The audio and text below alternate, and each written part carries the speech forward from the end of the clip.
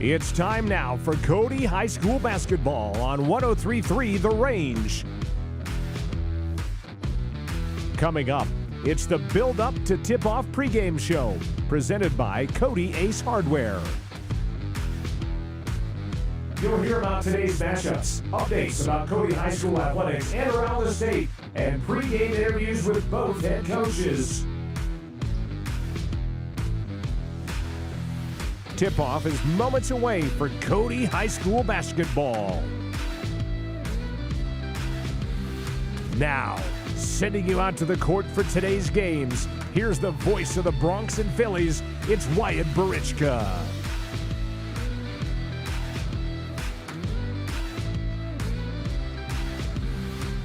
And a good morning to you live from Gillette, Wyoming, as we get set for day 2 of this REMAX Early Bird Invitational. This time, though, we're broadcasting live from Campbell County High School. It's the Cody Phillies and the Pine Ridge Thorpes in day 2 action here at Campbell Gymnasium on the campus of Gillette, or Campbell County High School. Wyatt Barichka with you, along with McKenna, keeping this game live on the airwaves for this one, so appreciate her on this early morning broadcast, making sure we're live on the radio side of things. Also, we're live on video coverage. You can catch us live at myheartmountainradio.com. There's a link that will take you to the live stream. Well, for the Cody Phillies yesterday, they got a impressive win over the 4th-ranked Lady Bison, and it was a pretty impressive showing. The thing that really stood out to me the most was that front court pressure that they were able to bring. The Phillies would get a 51-28 victory. The first quarter score, 17-2, was the first quarter score of that contest, and Cody would finish it up winning 51-28 as the music does get loud here. The JV girls moments ago did also get a win. They had a 60-point outing. They would score more than 60, hold Buffalo to just under 15 points in their JV contest. So congratulations to them for their win in the contest as well. Let's take a look at these two teams really quickly. We'll start with Pine Ridge. From a season ago, they would go 3-15 in their season. They would go 0-5 in conference play.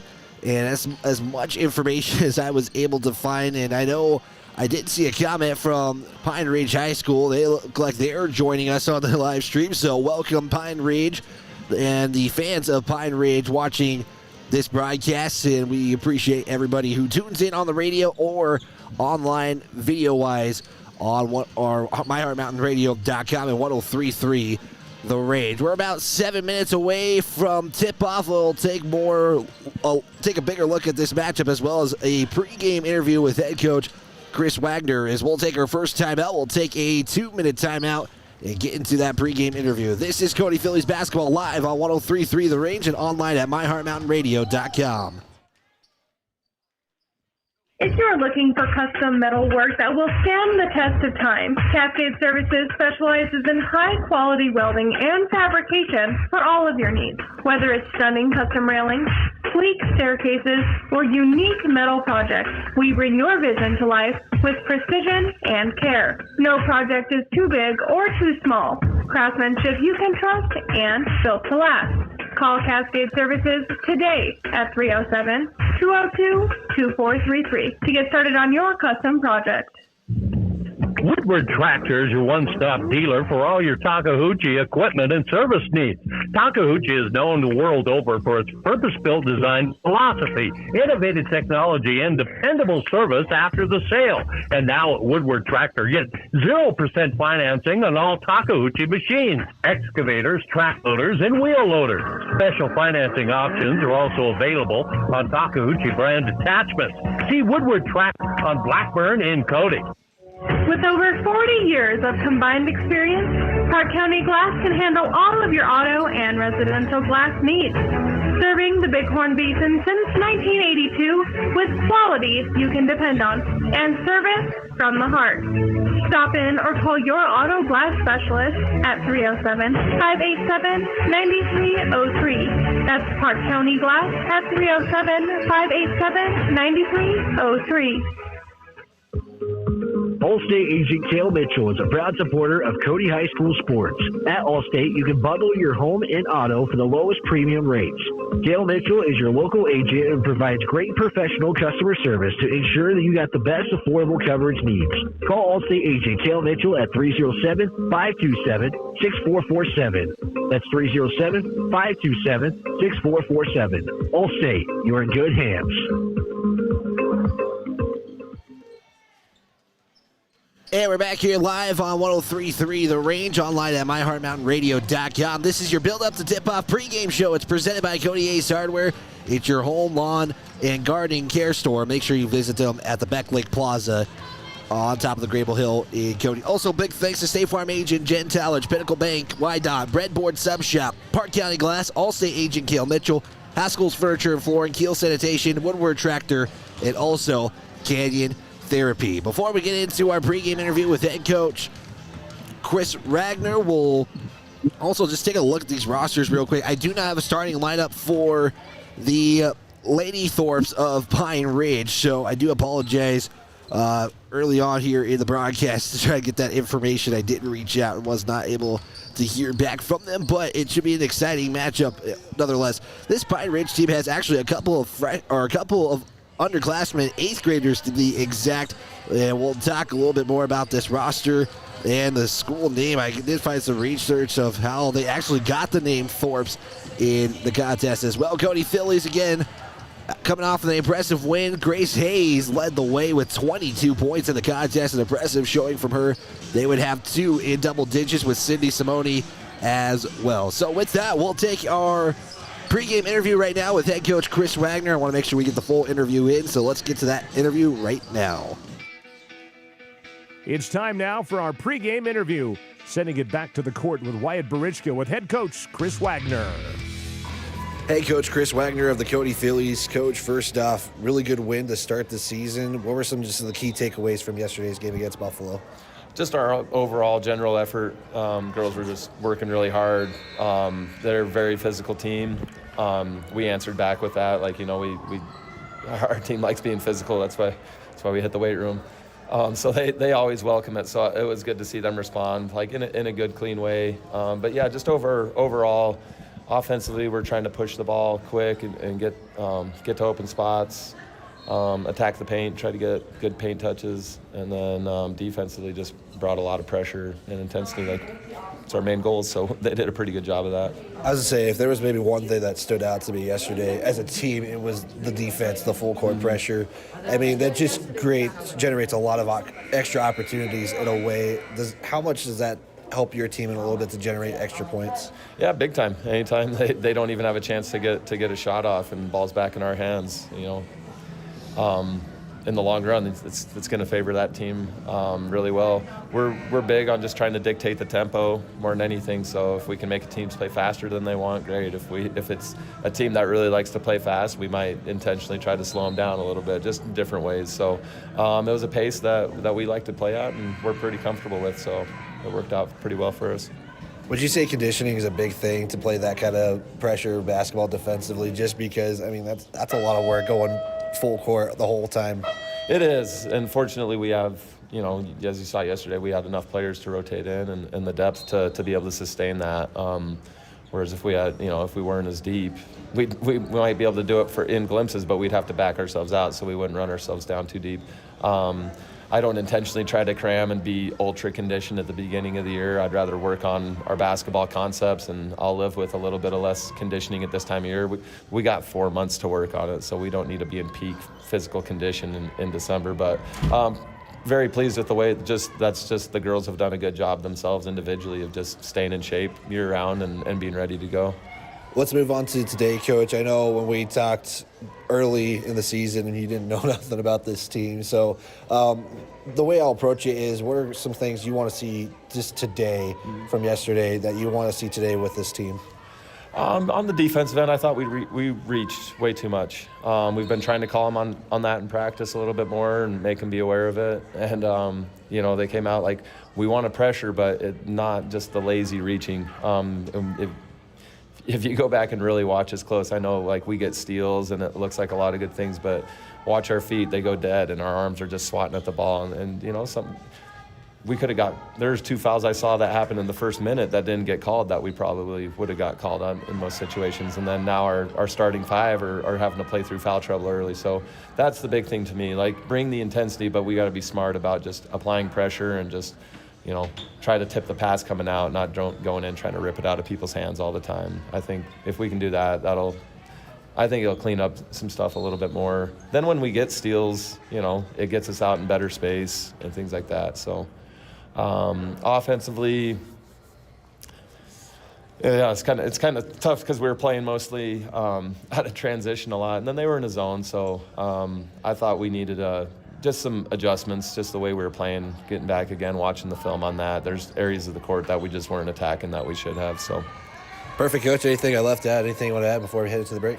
No, I think we're ready to go again. Early game, so yeah, ready to get after it. Perfect, Coach. Thank you for your time. We'll talk to you after. All right, thank you. Big thanks to head coach Chris Wagner for his time early this morning. I know sometimes the early games are a little bit tougher, so again, appreciate him for taking some time here. And a big thanks to Cody Ace Hardware. It is your pregame sponsor, your Build Up the Tip-Off Show, your local home, lawn, and gardening store. Make sure you visit them at the Meg Lake Plaza on the top of the Grable Hill. We're going to get this starting lineup from Pine Ridge as it goes. The Cody Phillies are going to be designated the home team today. They're in their home whites, blue numbers, blue lettering, trimmed in gold with Cody on their jerseys. Pine Ridge going to be in their away black uniforms, the checkered red stripe, red numbers, red lettering, trimmed in white as well. So starting lineup looking like this for the Lady Thorpes. It is number 1,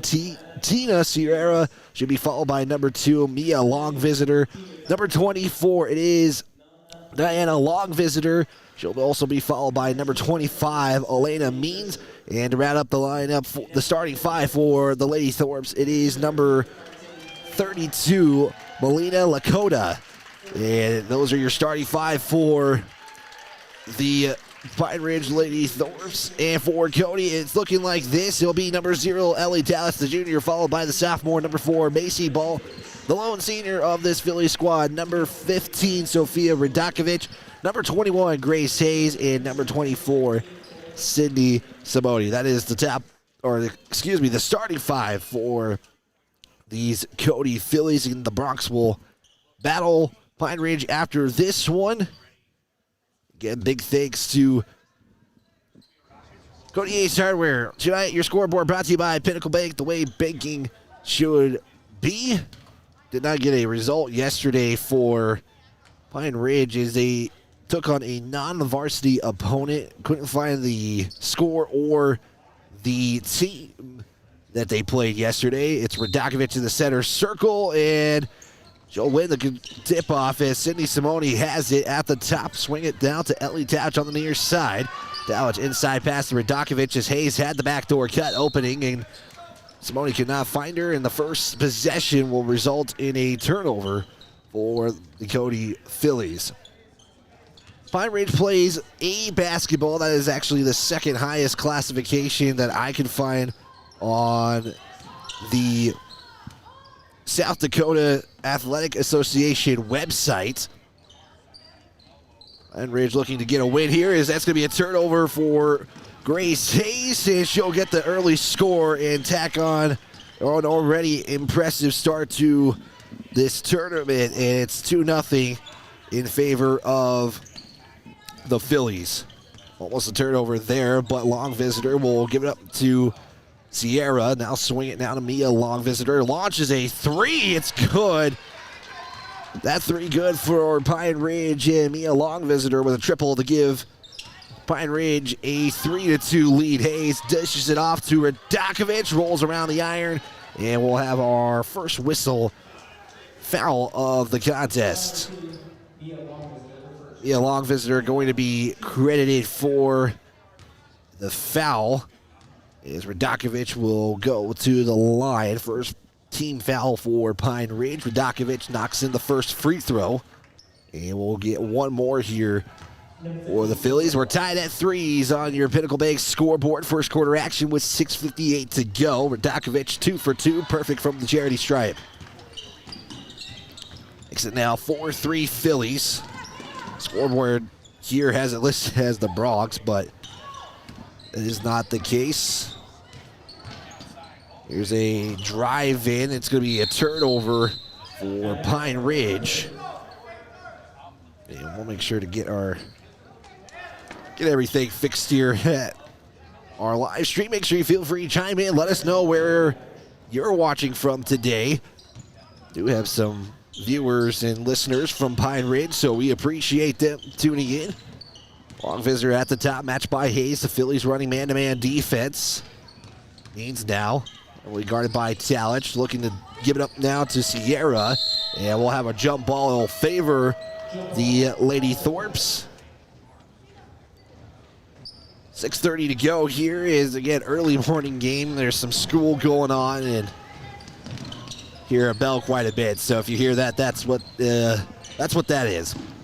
Long visitor now, far side, matched up by Hayes. She'll have a long lift as Talich comes up with the steal and will take it all the way herself. Couldn't get the layup to go.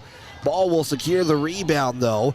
And another opportunity for the Phillies. Here's a drive in by Simone, whistle, and 2 free throws are on the way for Simone for the Phillies. With 6:11 left to go, they're going to give long visitor the foul. And a long visitor the foul. I should clarify myself, as there's 2 long visitors on the team. Talich will miss the first. And we'll get one more free throw from Ellie. Or excuse me, it's Simone at the line. Getting my names mixed up here. It's first weekend. I'll get there. Empty trip for Simone. It will remain 4-3 on your Pinnacle Bank scoreboard. That's a press, and Cody almost gets to take it away, but it's long visitor who comes up with it. Still bringing pressure, and they'll get it over the timeline. Hayes with the steal. Hayes looks to continue to go, and she'll get another underhand scoop and score. Makes it now 6-3 in favor of the Phillies. And again, you're seeing this full court pressure by Cody. It's what helped them get quite a few points yesterday. And Coach Wagner was talking about a lot of transition offense for this team. Here's a drive in by a long visitor. Can't get it to go. Loses her glasses. And she'll pick him up. Ball rushes in. We'll give it up now to Hayes at the baseline. Looking to dish it off to Radakovich. Ellie there to clean up. And that will be an empty trip. It's going to be taken away. Ellie Talich comes up with it. Back to Hayes. Hayes, floater in the paint. Can't get it to go. Fight for the rebound. Ends up with Simone. She'll get it to go. We'll get the putback bucket there for the Phillies. Makes it now 8-3 in favor of Cody. Here's another turnover for Pine Ridge. Hayes for 2 is good. Grace Hayes has 6 in the contest. Not sure what is going on with the scoreboard here. It's 10-3 on our Pinnacle Bank scoreboard. Long visitor. We'll give it up now to Lakota. Inside for Means. For 2 is good. 10-5 now in favor of the Phillies. Hayes driving right side for another shot, another bucket. She's got 8. And we're going to get a timeout taken by Cody. That will be their first. With 4:14 left to go, it is a quick 30-second timeout. It's with 4:14 left to go. Cody leading this one 12-5 on your Pinnacle Bank scoreboard. First quarter action here live from Campbell County High School. It's a really nice gym as well, and the reason why I say that is there's actual press box. I should say 2 press boxes. We're on the near side, far side from the scorer's table. There's 2 up above in the upper level, but only 1 second level of bleachers. But it's still a really nice gym here at Campbell County High School. And again, big thanks to the school district and all their tech wizards for making our broadcast being able to go live on the air. Again, feel free to chime in on that chat. Let us know where you're watching from. And if you're listening live on 103.3 The Range and MyHeartMountainRadio.com, we can't appreciate you enough. Phillies again bringing the pressure is we got some new Phillies in the contest. Reagan Moss and Matty Boudry are in for the Phillies. In for Pine Ridge is number 20. I do not have a 20 on my roster. We'll try to get that name in here in just a moment. Simone, top of the arc shot, hits the front iron. Hayes launching it to, or off to one to save it, can't get it to go. And a turnover for the Phillies. Morrison is also in for Pine Ridge. She's the newest. Lady Thorpe to check in. And we'll get a whistle quickly. Foul number 5, Mia Morrison. And get Mia Morrison on the foul. That'll be her first personal. Team's third of the first quarter. Again, double 2 free throws when teams enter the bonus. Hayes slashes the defense for 2, and she's got 10 in the ball game already. Already 10 of the 14 points for the Phillies. That's going to be knocked out of bounds. Will stay with Pine Ridge. And check who's also in as well. You saw Long Visitor and Featherman, who's into the ball game for the first time, kind of chuckling after trying to get to their spots. Here's a drive in from Morrison for 2, off the glass and in. And Morrison has 2. That's the lead in half. Hayes dishes it off to Radakovich for 2. It's good. And this is a quick, easy little dump there in the paint. Nice job there by Hayes to give it off to Radakovich there. We got a whistle on the floor. It's going to be a foul on Hayes. That'll be her first, and something we're going to watch out as well as the reaches. Reach-ins is what Cody had a lot of calls go on him yesterday for, as the inbound goes to Long Visitor, goes in the paint, throws up a side shot, and she'll get a benefit of the whistle to go to the line and shoot a pair of free throws. Give the foul off to Maddie Boudry. That'll be her first. It'll be the team's third, so both teams with 3 team fouls. It's the first free throw by Long Visitor. He's good. As her first points of the ball game. Get one more free throw here from Long Visitor. Second free throw is good, nothing but net. And Cody trying to pick up the pace here with Hayes. Hayes in the paint for 2. It's good. Just enough open space to pull it up right in the paint and gives Cody just continuing to extend their lead. We'll get a whistle again. And this foul is going to go against Cody. They're going to give Boudry already her second personal foul, and she'll have to come out of the ball game. Now we're also going to get a timeout called. It's going to be a full timeout. We're going to take one as well. 30-second timeout, 2:23 left to go. It is the Phillies 18, Pine Ridge 9. Back after this on 103.3 The Range.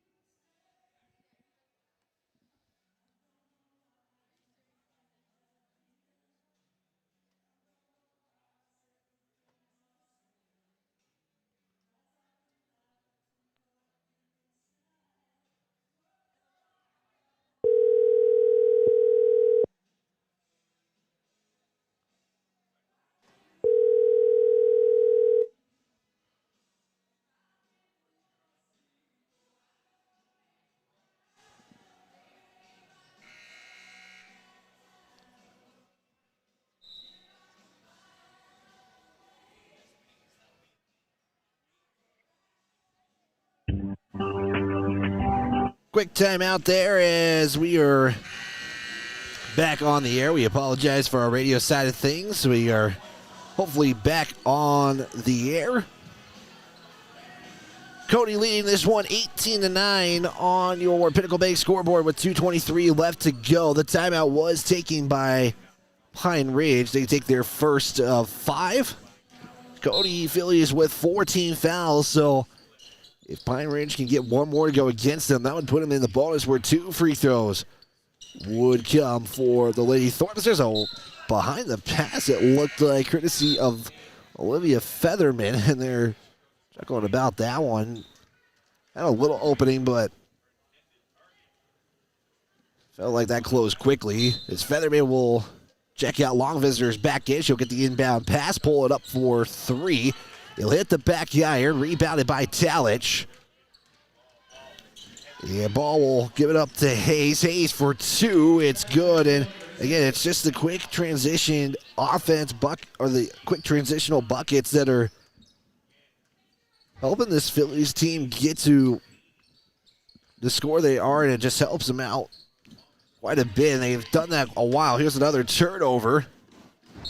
And we'll get another whistle on the floor. And again, this is the first weekend, so we're going to expect a lot of this as well. So foul will go against long visitor. So she just picked up her second. Simone has checked out. Moss was checked back in.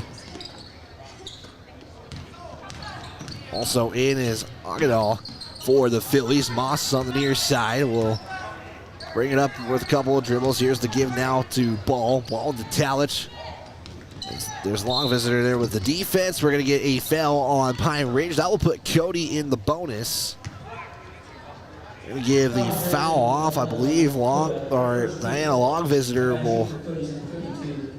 Oh, they do give it actually to Lakota with her first personal, so it puts Agata off the line to shoot a pair, and the first one will hit the iron and drop.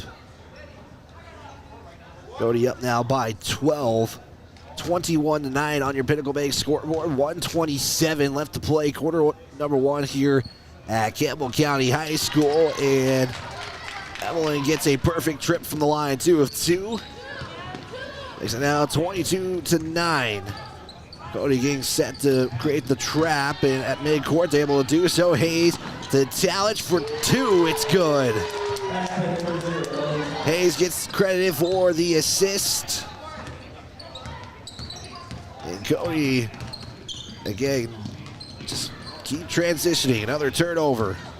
Hayes has one behind her. Here is a layup attempt, and we're going to get 2 free throws at the line. This will go against long visitor. She picks up her second personal. Not seeing a substitution from the Pine Ridge bench is Hayes at the line. Will connect on the first. Already has 15 in the ball game. 15 of the 25 already for Hayes. And again, she had 22 yesterday in the win against Buffalo. Now make that 16. 26-9 on your Pinnacle Bank scoreboard. First quarter action as we approach the final 60 seconds in this one. Hayes almost gets another steal. It's going to stay with the Lady Thorpes. Inbound will go to long visitor, who should try to split the defense. Loses the basketball for a moment. Here's another three-point attempt from Pine Ridge. Can't get that one to drop. Fight for the basketball is going to go in favor of the Phillies. Morrison was trying to secure the rebound, couldn't do so. And Cody will get another opportunity. Here is the Phillies with Hayes off the Talich now. Hands it off the Ball, who's going to try to drive in right side. She'll be fouled, and all 3 officials raise their arms, and 2 free throws coming up for Macy Ball. They're going to give Lakota with her second personal foul. That will be the team's 7th. Now we'll see a substitution come in for Pine Ridge. Ball will miss the first free throw, and we'll get one more free throw here for Cody. Checking in for Pine Ridge, the freshman, Randallin Lame. Final free throw is good with 37 seconds left. And it makes it now 27-9 on your Pinnacle Bank scoreboard as we wrap up the first quarter of action. Turnover there for Pine Ridge. Cody has a chance to hold on to the final shot if they elect to. Hayes with the crossover, looks for the inside pass to Talich. Back out to Agudal. Ball three is no good. Agudal with the rebound. Back out to Ball, and Cody can, again, take their time on this final shot here. Hayes drives, floater for two, bounces off the front iron. For the rebound will end up with Morrison. Morrison has 3 seconds, 2 seconds. Has to get up with a shot. I don't think she realized how much time was left. And that will end the first quarter of action. The Cody Phillies are up on this one. Transition buckets are helping them to get this lead. 27-9 your score. Back in 30 seconds live on 103.3 The Range. Years of combined experience, Park County Glass can handle all of your auto and residential glass needs. Serving the Bighorn Basin since 1982 with quality you can depend on and service from the heart.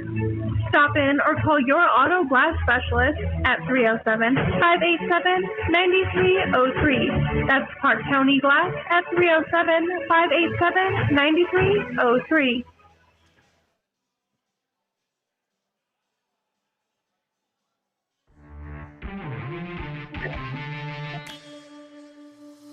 This is Cody Phillies basketball on 103.3 The Range. Second quarter action about to get underway. The Cody Phillies taking early control in this one. 27-9 on your Pinnacle Bank scoreboard. It's led by Grace Hayes with 16 points already. You have 6 different Phillies on the board in the scorer's book. You got Ellie Talich with 2. Macy Ball converted on a free throw. Radakovich has 4 in the contest. Sydney Simone with 2. You got Agudal with 2 from the free throws. And Grace Hayes again leading the way with 16 points in the contest. Phillies will start with it in the second quarter. Both teams with 4 timeouts. And already some early foul trouble for Pine Ridge and Maddie Boudry for Cody. 2 fouls for them as Ball's going to drive in for the layup 2. Can't get it to go underhand. It'll be out of bounds. It will stay with Cody. Mia Long Visitor, Diana Long Visitor, and Lakota all have 2 fouls for Pine Ridge. Simone gives it to Talich. Back up to Hayes at the top. Long pass to Simone. She'll drive in. She'll go for 2. Can't get that shot in the paint as she was fouled and will go to the line. Simone yesterday finished with 11 points in the contest. We'll see who they give this foul off to. And they just gave it to Lena Lakota, who just picked up her 3rd personal foul. And that will get the first free throw to drop for Simone. And we'll get one more free throw here, making it now 28-9. That will stay the case as Ball gets the rebound. Back to Simone, now to Talich. Phillies with a second chance. Radakovich for 2, can't get it to go. We're going to get a foul and 2 free throws coming up as Radakovich will go to the line.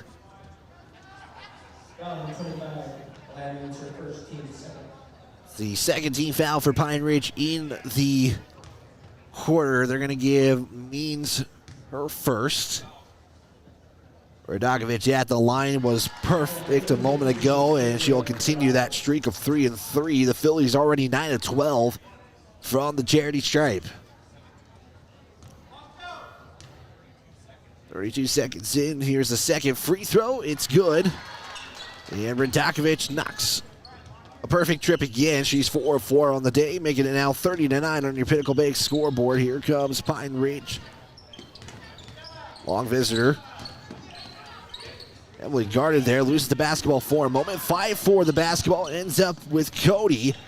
Hayes, baseline, give it off to Radakovich. Nice dish, couldn't get it to go. Talich, count the buckets.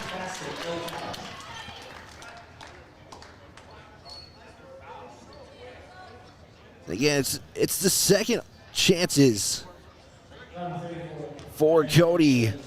And that was a great pass as well from Hayes to Radakovich. Talich to convert the three-point play, and she will be successful.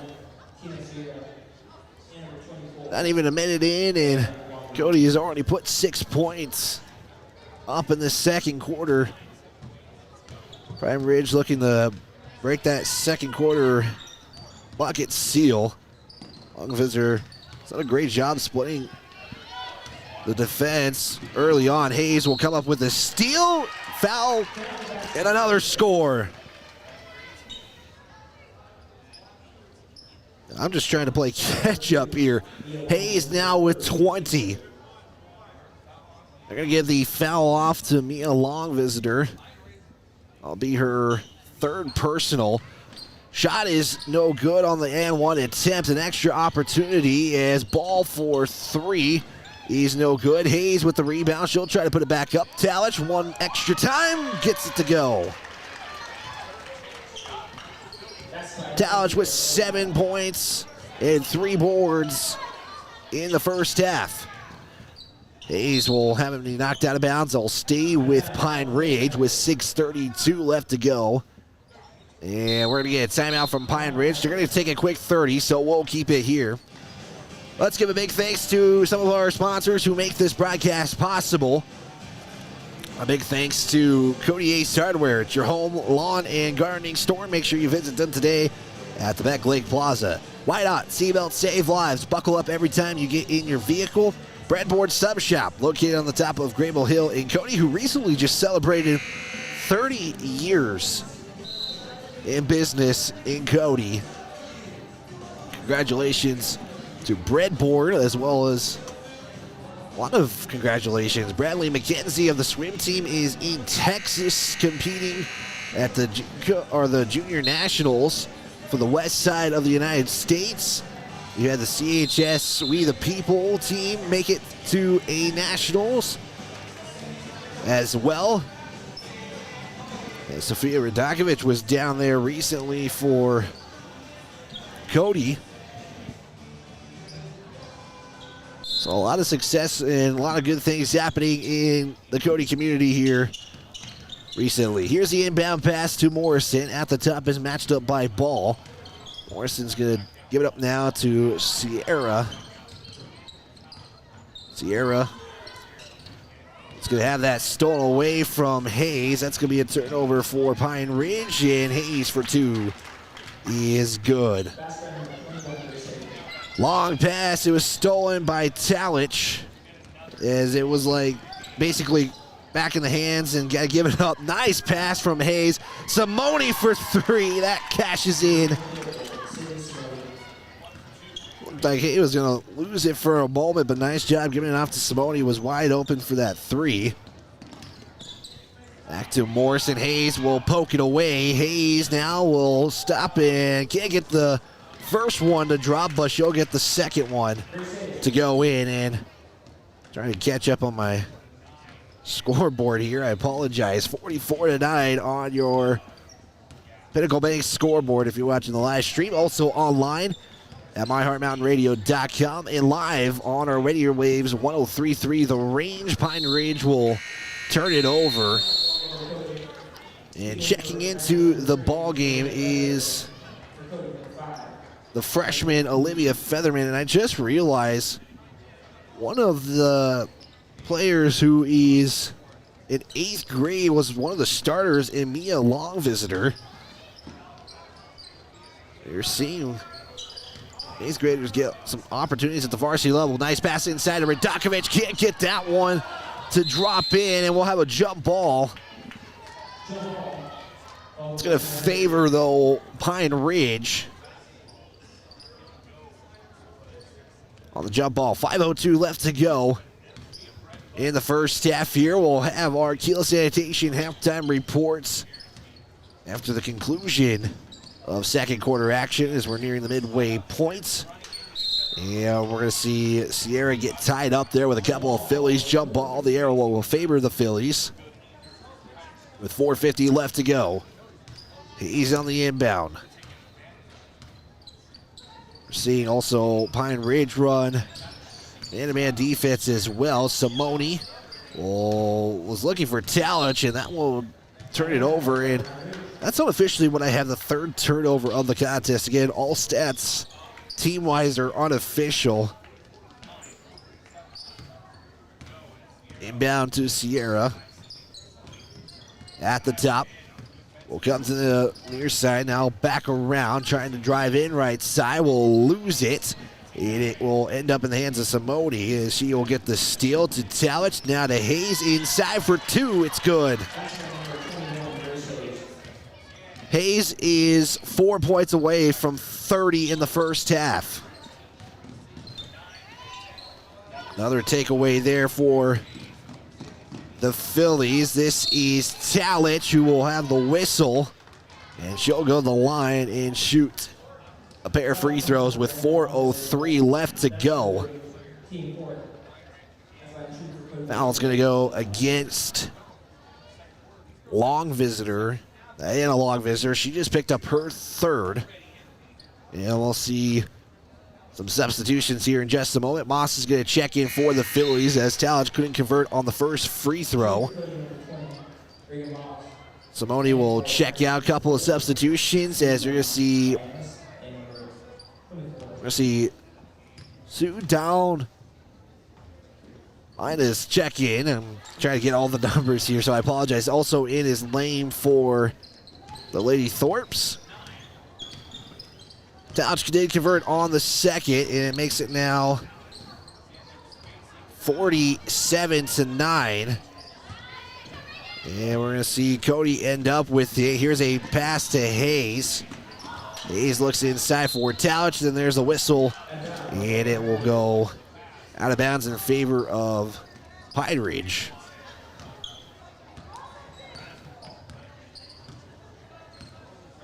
Means bringing it up. We'll give it up to, or excuse me, it's stolen away. I apologize. Here's Boudry who checks in with two fouls. She was looking to put it up, can't get it to go. Now back to Talich. And it's going to be tied up in favor of the Phillies there, as they said it was out of bounds.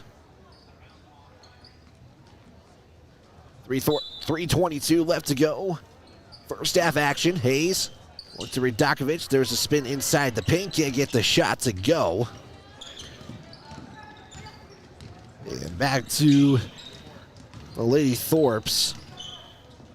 Morrison will look inside as I got a jam finger there from Featherman. Out of bounds, though, will stay with Pine Ridge. Like Wagner was maybe considering a timeout there. Here's a drive in. There's a foul. Some free throws on the way as Morrison was trying to drive in, get some free throws going. We're seeing both of the 8th graders play in this one. Morrison and Long Visitor, Mia Long Visitor to be exact. And they actually have gotten quite a bit of minutes here. The foul will go against Hayes. She did pick up her second. Morrison did miss on the first free throw. Again, if Cody can keep playing the transition game, we'll see where Grace Hayes ends up after this one. Second free throw does drop. Makes it now 47-10 here on your Pinnacle Bay scoreboard. Here's a pass inside to Radakovic. Spins, now kick it back out to Hayes, who drives in. She's going to put up a shot. Can't get that one to drop, but she'll get some freebies from the line. Going to give, looks like Lame the foul. That will be the team's 5th, which means Hayes is at the line to shoot 2 regardless, and she can't make the first one. Cody's in the bonus for the final 2:45 here. Agada will check in for Radakovic. Hayes to make it 48-10. Can't get that one go. Talich with the putback. And we'll get it to go.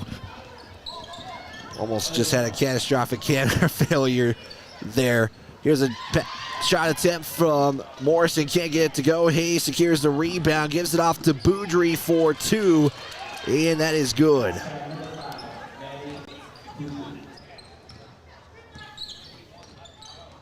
Makes it now 51-10. Hayes with the steal and the buckets. That is good. And I'll tell you already, she's got 20 in the contest. She's already filled up my stat sheet in the second quarter. That's how well Cody has done in this one. Aries, you drive in by Morrison. Shot for two. It will roll off the rim as Agadal will secure the rebound. We'll get a jump ball favoring Lee Forbes. Coming in is long visitor for Pine Ridge. Macy Ball checks in for Cody. Talish will make her way to the bench for the Phillies here with 1:51 left to go. Also checking in is Simone. We'll check in for Hayes. Long visitor to inbound.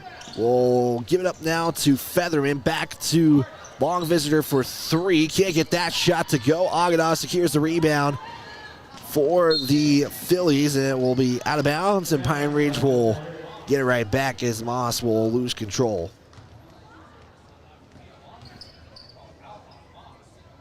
Long visitor now to inbound for Pine Ridge. And Moss will get the steal. Moss is going to try to take it all the way with one in front of her. Can't get that one to go. Boudry secures the rebound. Boudry's second opportunity. Ball will secure a rebound. And we got a fight for the basketball, and two free throws are on the way. As Cody's getting some second chance buckets here, and I think they just gave Lame her third personal. That is the case. And Simone is back at the line to shoot a pair, makes the first. Simone has 7 in the contest as the Phillies have now doubled what they scored in the first quarter. Second free throw is good, and it makes it now 55-10 with 90 seconds left to go. Long visitor. Has a lane. She's going to try to go all the way with it. Can't get it to go with Moss securing the rebound. And Moss hurrying it up to the other side.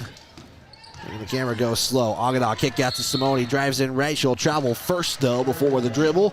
And that will turn it over for the Phillies. Just the fourth time unofficially I have for Cody in this one. Cody has one more contest tomorrow. They're going to play Torrington.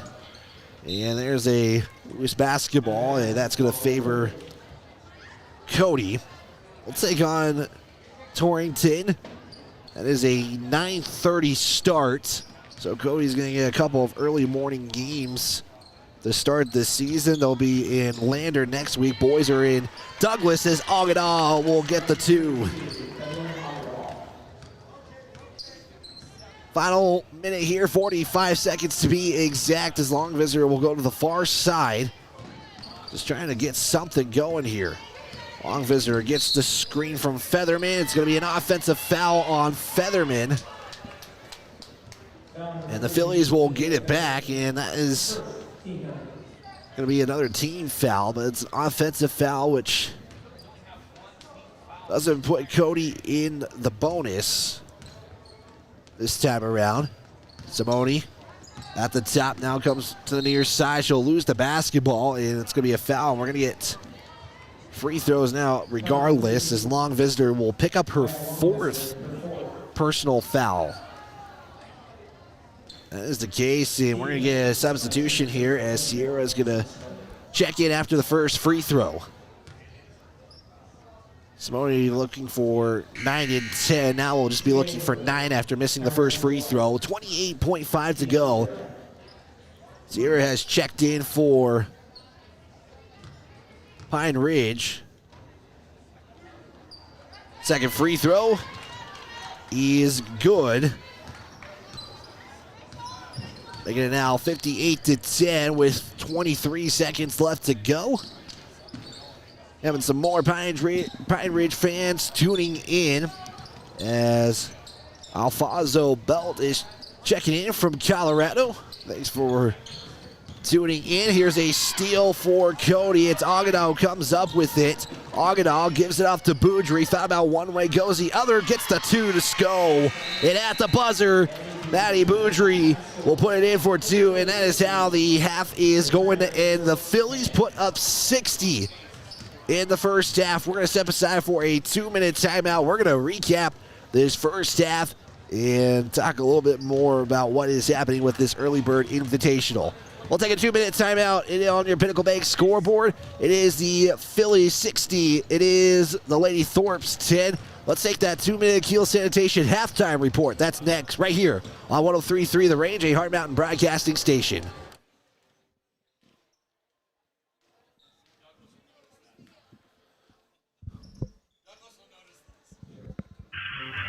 Since 1982, Keel Sanitation has been the trusted leader in sanitation services throughout the Bighorn Basin. We're a family-run business dedicated to providing top-notch customer service. Whatever your sanitation needs are, Keel Sanitation has you covered. We offer a comprehensive range of residential and commercial trash collection options featuring a variety of containers. Our roll-off containers range from 10 to 40 cubic yards. We also have 95-gallon roll-out carts and steel dumpsters, including bear-proof containers. Our septic services include thorough, high-pressure back flushing to ensure your system is Keel clean. For your convenience, we also offer 24-hour emergency septic services. To meet all of your sanitation requirements, we provide portable restrooms for any occasion. Our offerings include standard portable restrooms, hand wash stations, and handicap units.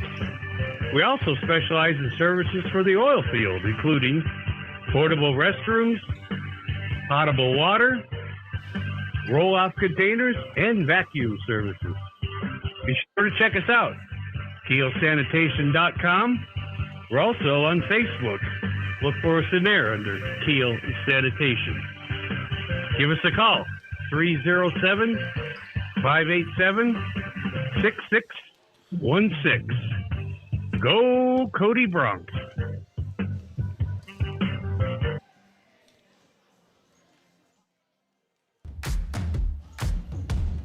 Stream today's game, past games, and listen to future Cody Athletics on the radio and catch live video coverage at myheartmountainradio.com.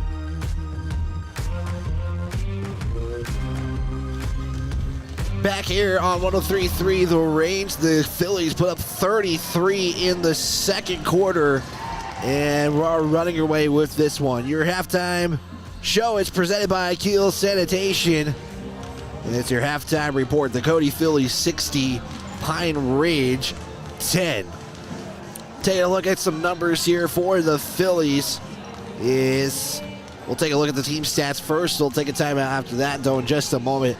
I have Pine Ridge unofficially 3 of 9 from the field, 1 of 4 from three-point land. However, they're getting their points from the charity stripe mostly, where it's kind of evened out. It's split apart with everybody. Pine Ridge has 4 with points in the contest so far. For Cody, they are 22 of 32 from the field. A lot of that is contributed to transitional buckets, and big help comes when Hayes puts up 28 points in the contest. I thought she was going to get that 30, but would head to the bench with roughly 2 minutes to go in that second quarter. And we'll talk about more individual statistics in just a moment. There you go, 1 of 2 from three-point land. The Phillies have had 21 opportunities from the line. They are 15 of 21 from the free throw line, and it's just been, again, transition buckets. They got some opportunities and second chances. It's helping them get some extra points here, and that's why Phillies are doing it so well. We do have 2 lead changes and 1 tie in the contest so far. That's what I have unofficially. Again, all team stats are pretty much unofficial. Rebound statistics are unofficial as well. Let's step aside another 90-second timeout. We'll take a look at some of the individual statistics here in this one. We'll step aside 90-second timeout with 5:15 to go in the halftime intermission. Again, the Cody Phillies 60, Pine Ridge 10. Back in 90 seconds on the range. Allstate agent Cale Mitchell is a proud supporter of Cody High School sports. At Allstate, you can bundle your home and auto for the lowest premium rates. Cale Mitchell is your local agent and provides great professional customer service to ensure that you got the best affordable coverage needs. Call Allstate agent Cale Mitchell at 307-527-6447. That's 307-527-6447. Allstate, you're in good hands. Texting and driving. Texting and driving? Everyone knows there really is no and. You're either texting or you're driving. In other words, if you're typing or reading anything while you're behind the wheel, you're not paying attention and you're not in control of your vehicle. That's why law enforcement around the state is cracking down on distracted driving. Hey, Wyoming, let's put an end to texting and driving because we all know better. There is no and. This message was paid for by WYDOT. When you make the right decision, it feels good, like picking the perfect paint color or choosing a healthy dinner. It feels really good to make the right insurance decision, too. That's why State Farm agent Jen Kalich is right here in Cody to help you select the right protection at the right price. Jen and her team will make sure you understand your State Farm coverages so you'll know what to expect if the unexpected happens. With State Farm agent Jen Kalich, it's easy to make the right choice. Just call her when you want the real deal. Like a good neighbor, State Farm is there. Thanks for the opportunity to earn your business, and good luck, Cody Bronx and Phillies.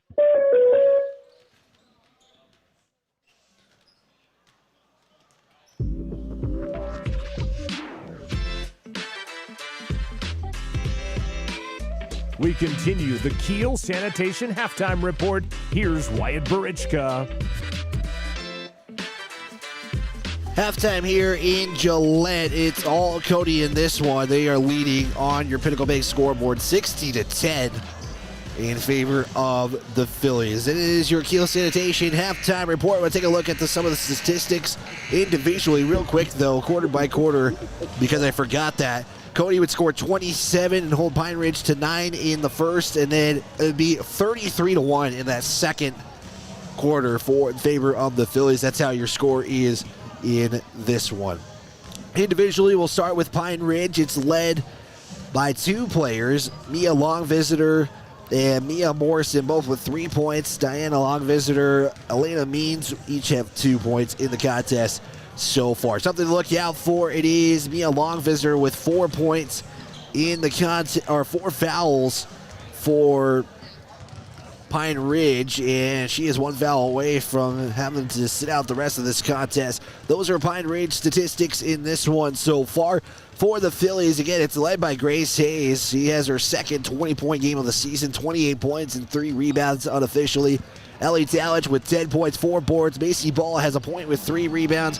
Maddie Boudry, 4 points, 1 rebound. Sophia Radakovich has some rebounds. I don't know why I don't have it credited for rebounds in the contest. 4 points in the game so far. Sydney Simone has 9, and Evelyn Algadal has 4 points and 1 rebound in the contest so far. Those are your first half statistics. We'll take another 90-second timeout. Second half action is on the way. The Cody Phillies leading this one over Pine Ridge, 60-10. Back in 90 seconds on 103.3 The Range.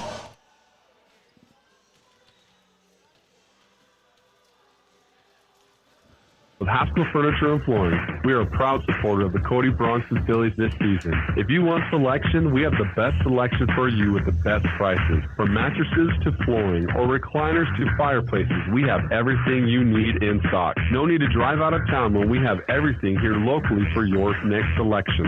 Stop in at Haskell Furniture and Flooring in Cody, Lovell, Worland, and Riverton, where we have the best prices and better service. When life slows you down, Canyon Therapy in Cody helps you get back on your feet. Whether you're recovering from an injury, managing pain, or working to regain strength and mobility, Canyon Therapy offers expert physical and occupational therapy service tailored to you. Our experienced team works with you one-on-one to create a personalized treatment plan, helping you to move better and live more comfortably. We treat people, not just conditions, in a caring and supportive environment. Canyon Therapy is a proud supporter of the Cody Bronx and Cody Phillies. Get back to the life you love with Canyon Therapy. Visit CanyonTherapy.com or call today to schedule your next appointment. If you're looking for custom metal work that will stand the test of time, Cascade Services specializes in high-quality welding and fabrication for all of your needs. Whether it's stunning custom railings, sleek staircases, or unique metal projects, we bring your vision to life with precision and care. No project is too big or too small. Craftsmanship you can trust and built to last. Call Cascade Services today at 307-202-2433 to get started on your custom project. And we're back here on 103.3 The Range, a Heart Mountain Broadcasting Station. Cali, Cody. Second half action about to get underway. Cody now going to go right to left, excuse me. Pine Ridge going to go left to right. As the Cody Phillies again, it's been all Cody in this one. We'll have the boys game coming up next, where the Bronx will look to bounce back after their game one loss against Douglas, where Douglas was just getting it from three-point land. I mean, when I say there was nothing Cody could do on the three-point wise, they really could not do much against that Douglas three-point arc. Ball now to Simone. Will go inside to Radakovic. Back out to Hayes for three. Looking for that 30-point game. Can't get it to go in the first one. And it goes to Pine Ridge. Quickly hurrying it down the court. It is the same starting five for the Phillies. There is one change for the Pine Ridge's starting lineup as Simone will get the turnover. Simone with a 3-on-1 to Talich for the layup. Can't get that one to go. Hayes for 30. Can't get it. Second chance for 30 is no good. Radakovic puts it up and in. Makes it now 62-10 in favor of the Phillies. Both teams with timeouts left. Cody with 4. Pine Ridge with 3. Here's another turnover. Here comes Talich, who has a 4-on-2. She's going to try to take it all the way. Can't get that one to go. Simone with the rebound. Hayes with it in the paint. Pull it up for 2. Gets the 30-point game. She has 30 points in the contest. So just in the last 2 games, she's now got over 50 points. And it's the start of the season. Sierra will have that turnover. Turnovers favoring the Phillies 23-4. Turnover margin so far. And a lot of that is because of the Cody defense as Hayes has it at the top. We'll swing it now to Ball on the near side. Ball's going to look to drive in. Has a lane. She'll try to put it up. Can't get that one to go. She'll rip it back out and get the rebound. Here's a 3 from Talich. Knock it in, and good.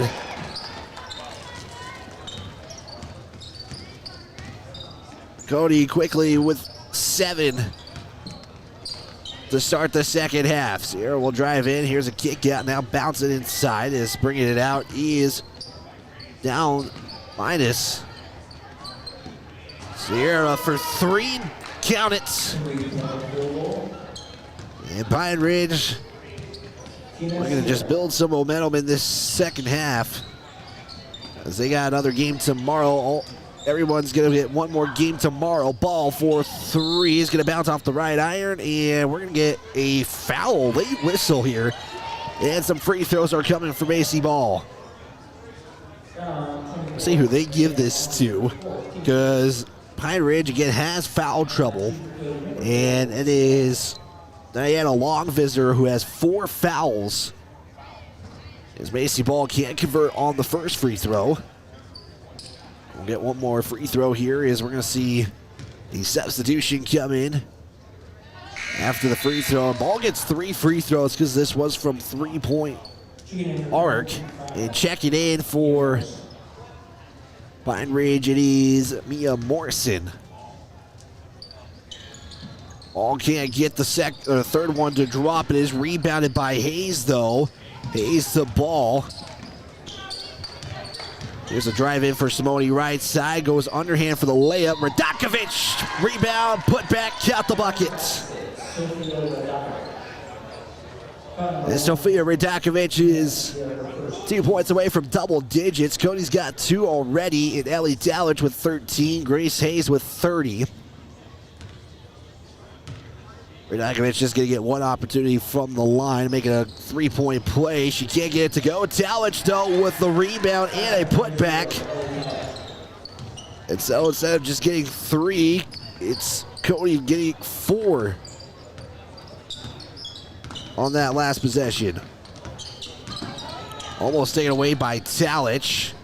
Quickly at the midcourt stripe, and the official is going to call a foul on Dallage. 2 officials call for it as the Phillies are going to bring in a fresh 5.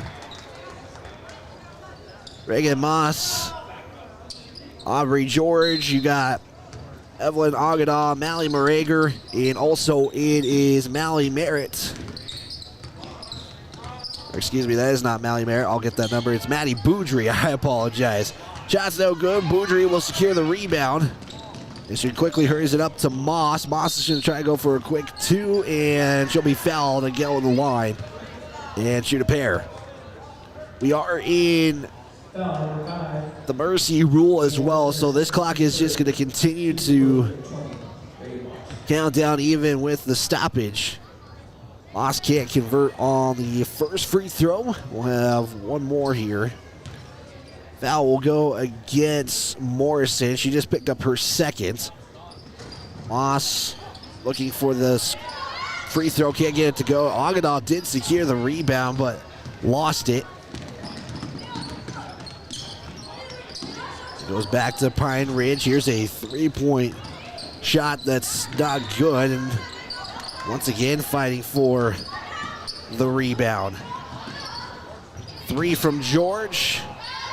Can't get it to go. Second chance is also no good. Approaching 2 minutes left to go in the third quarter action. Again, this is a running clock from here on out. Morrison at the top. Matched up by Moss. Cody does run man-to-man. Morrison going to try to drive left. She loses the basketball and will lose it out of bounds. And it goes back to Cody. 72-13, 1:45 left to go in the third quarter on your Pinnacle Bank scoreboard. Boudry will bring it up for the Phillies. Boudry passes it in for Morager, who had a nice cut but couldn't get the pass. Here's a kick out for Moss, but it's too much on the throw and out of bounds. It's a little too far out on that baseline throw was Boudry. Couldn't get it to Moss. And we are in the final 75 seconds of the third quarter. Cody leading this one 72-13. This Morrison is way back. Now we'll give it off to Sierra. As the far side almost loses it. We're going to get a foul on Cody. Let's see who they give the foul to. They're going to give it to Aubrey George. She'll pick up her first personal. It is just the team's 2nd. Inbound for Pine Ridge. Here is down Binus. Now back to Morrison, who's going to just check up a floater. And George will secure the rebound for Cody.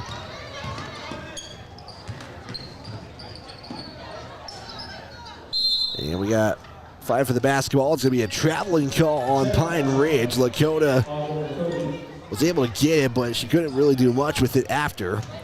13 seconds left to go in the third quarter. It's a wide open bucket for Morager as she was standing down there all alone.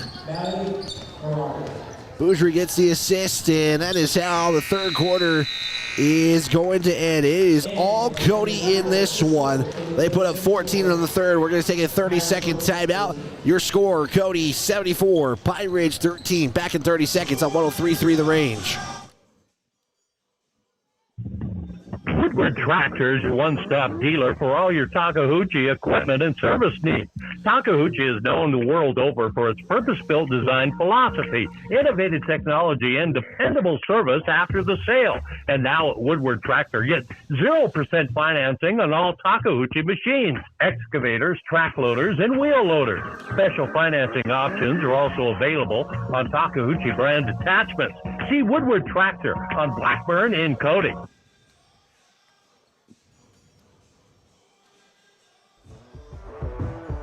The fourth quarter is here. The final 8 minutes start now.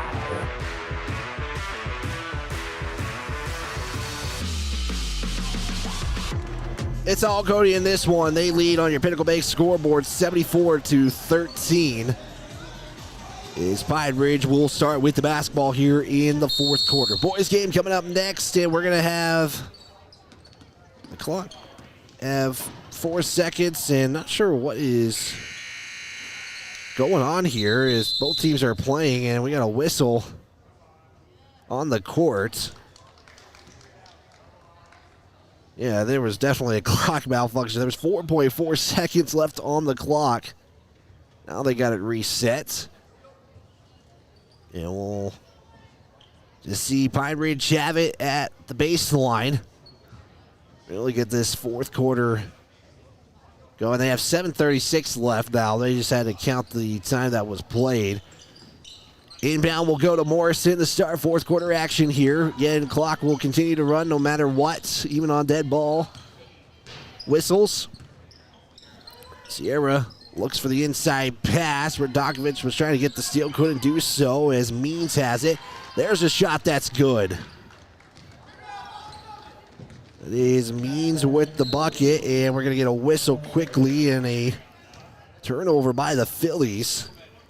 So you do have the starting 5 out there for Cody. Not sure. We'll see how long they are out there for. Again, tomorrow, 9:30, the Phillies will take on Torrington. That'll be their final game. As there's a turnover there for Simone to Talich for an easy layup for 2. It's good. But again, the Phillies back at it tomorrow at 9:30. The boys will follow. They'll play Torrington. And then they'll be split apart next week. Sierra's shot blocked there by Simone. And it's going to be a save that is out of bounds. And the Phillies will get it. Here's the new 5 in. Nally Merritt's checking in for the first time. You got Boudry, Merritt, Agada also into the ball game. You have Danzy and Moss are the 5 in for the Phillies. Fourth quarter, inside Agada for 2. Can't get that shot to go. Danzy will get the second chance, and we'll get it to go. Danzy with the putback rebound. She'll get her first points of the ball game. The Phillies have really dispersed and distribute the scoring today in this one. I'm going to have to count here in just a second how many Phillies have scored in this contest. I believe you have 9 who scored. Here's a turnover. Boudry's going to get it and then lose it. Basketball will go to Pine Ridge. We'll get a substitution here. Is checking in for Pine Ridge is Tatum Banks. It's the first time we're calling her name today.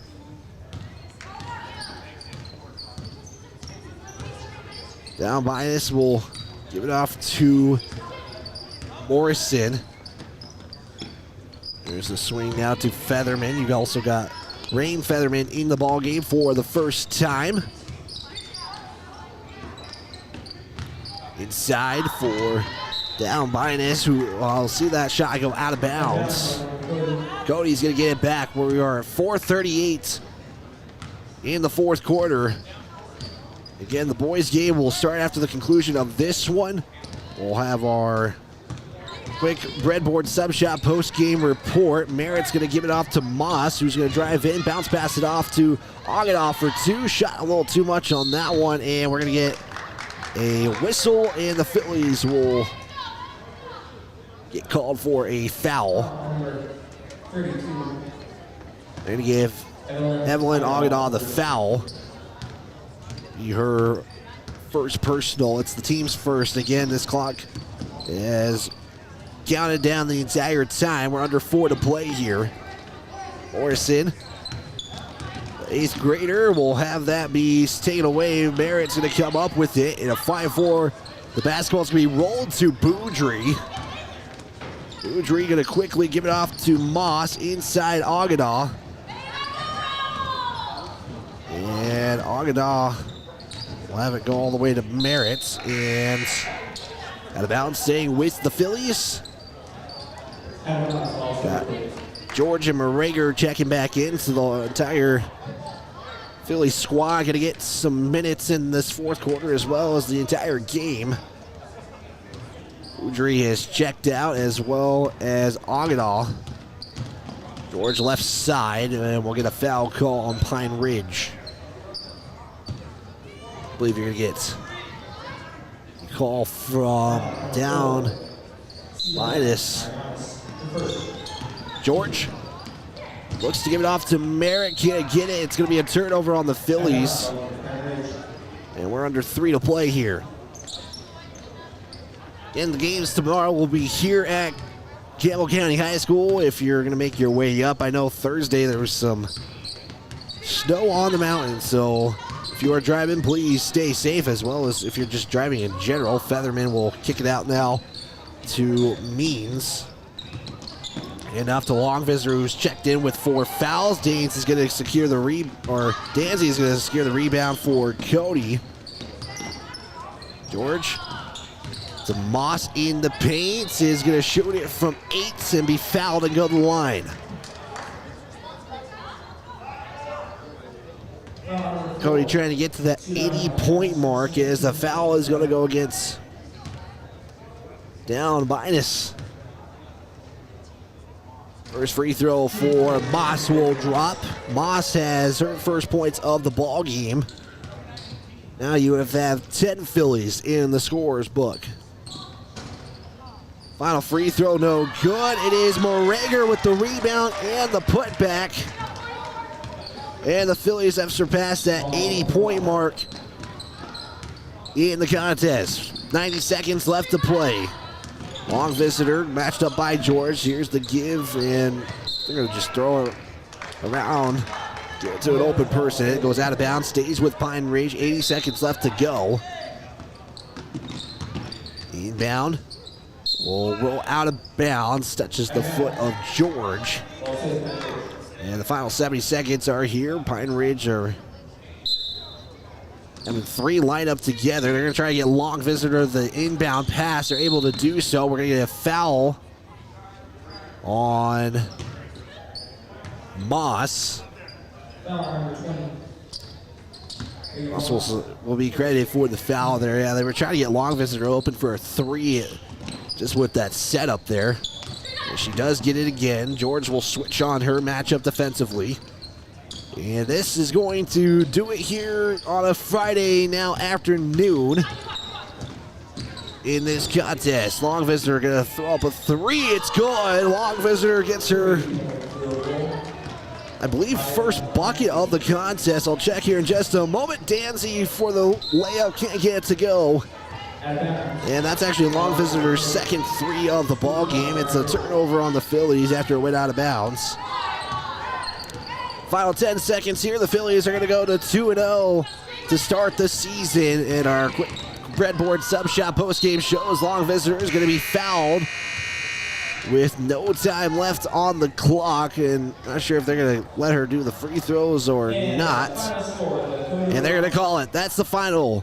Phillies win this one 81-18. We're going to take a quick 90-second timeout. We'll get some final numbers here and preview this boys contest. The Breadboard Sub Shop postgame show is coming up next, live on 103.3 The Range, a Heart Mountain broadcasting station. Texting and driving. Texting and driving? Everyone knows there really is no and. You're either texting or you're driving. In other words, if you're typing or reading anything while you're behind the wheel, you're not paying attention and you're not in control of your vehicle. That's why law enforcement around the state is cracking down on distracted driving. Hey, Wyoming, let's put an end to texting and driving because we all know better. There is no and. This message was paid for by White.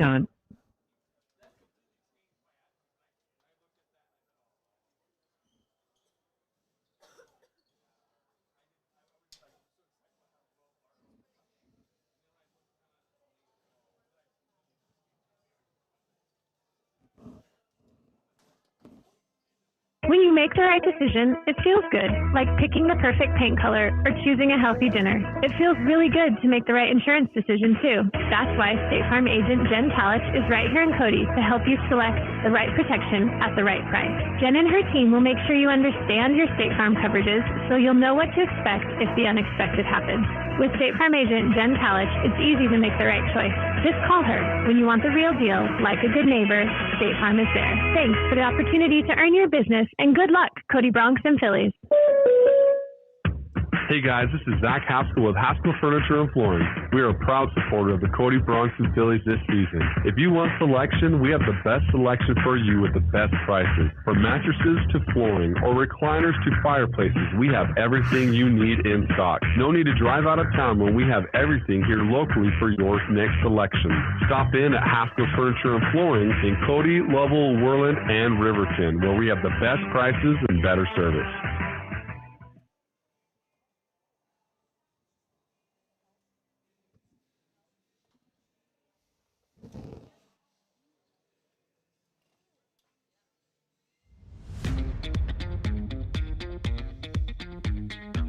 Time now for our Breadboard Sub Shop postgame show on 103.3 The Range and online at myheartmountainradio.com.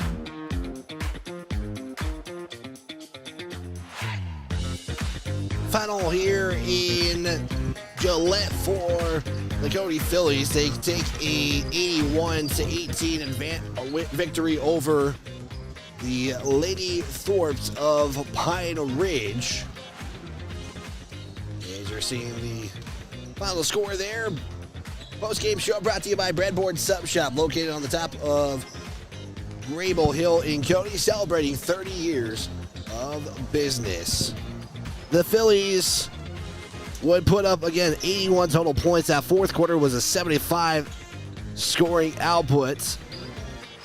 And Cody would score 60 in the first half. 27-9 was the first quarter numbers. It was 33-1 in the second, 14-3 in the third, 7-5 in the fourth quarter. That is how the scoring broke down in the game, in the contest so far. We'll take a look at some other numbers as well, as we do need to get to a boys contest preview here in just a little bit. There's still about 15 minutes to go. We are actually well early and ahead of the schedule here, so that is something new you don't really see in basketball, especially in Wyoming. Usually games are just a little bit behind if games go a little bit longer, but with the running clock that this game saw, that is why this game, the boys game, will get started just a little bit early. So again, final is 81-18. You just flip the numbers around. We'll take a look at some team numbers next. This is Cody High School basketball live on 103.3 The Range. We'll take a 2-minute timeout. Yeah, Canyon Therapy in Cody helps you get back on your feet. Whether you're recovering from an injury, managing pain, or working to regain strength and mobility, Canyon Therapy offers expert physical and occupational therapy service tailored to you. Our experienced team works with you one-on-one to create a personalized treatment plan, helping you to move better and live more comfortably. We treat people, not just conditions, in a caring and supportive environment. Canyon Therapy is a proud supporter of the Cody Bronx and Cody Phillies. Get back to the life you love with Canyon Therapy. Visit canyontherapy.com or call today to schedule your next appointment. If you're looking for custom metal work that will stand the test of time, Cascade Services specializes in high-quality welding and fabrication for all of your needs. Whether it's stunning custom railings, sleek staircases, or unique metal projects, we bring your vision to life with precision and care. No project is too big or too small. Craftsmanship you can trust and built to last. Call Cascade Services today at 307-202-2433 to get started on your custom project. Woodward Tractor is your one-stop dealer for all your Takahouchi equipment and service needs. Takahouchi is known the world over for its purpose-built design philosophy, innovative technology, and dependable service after the sale.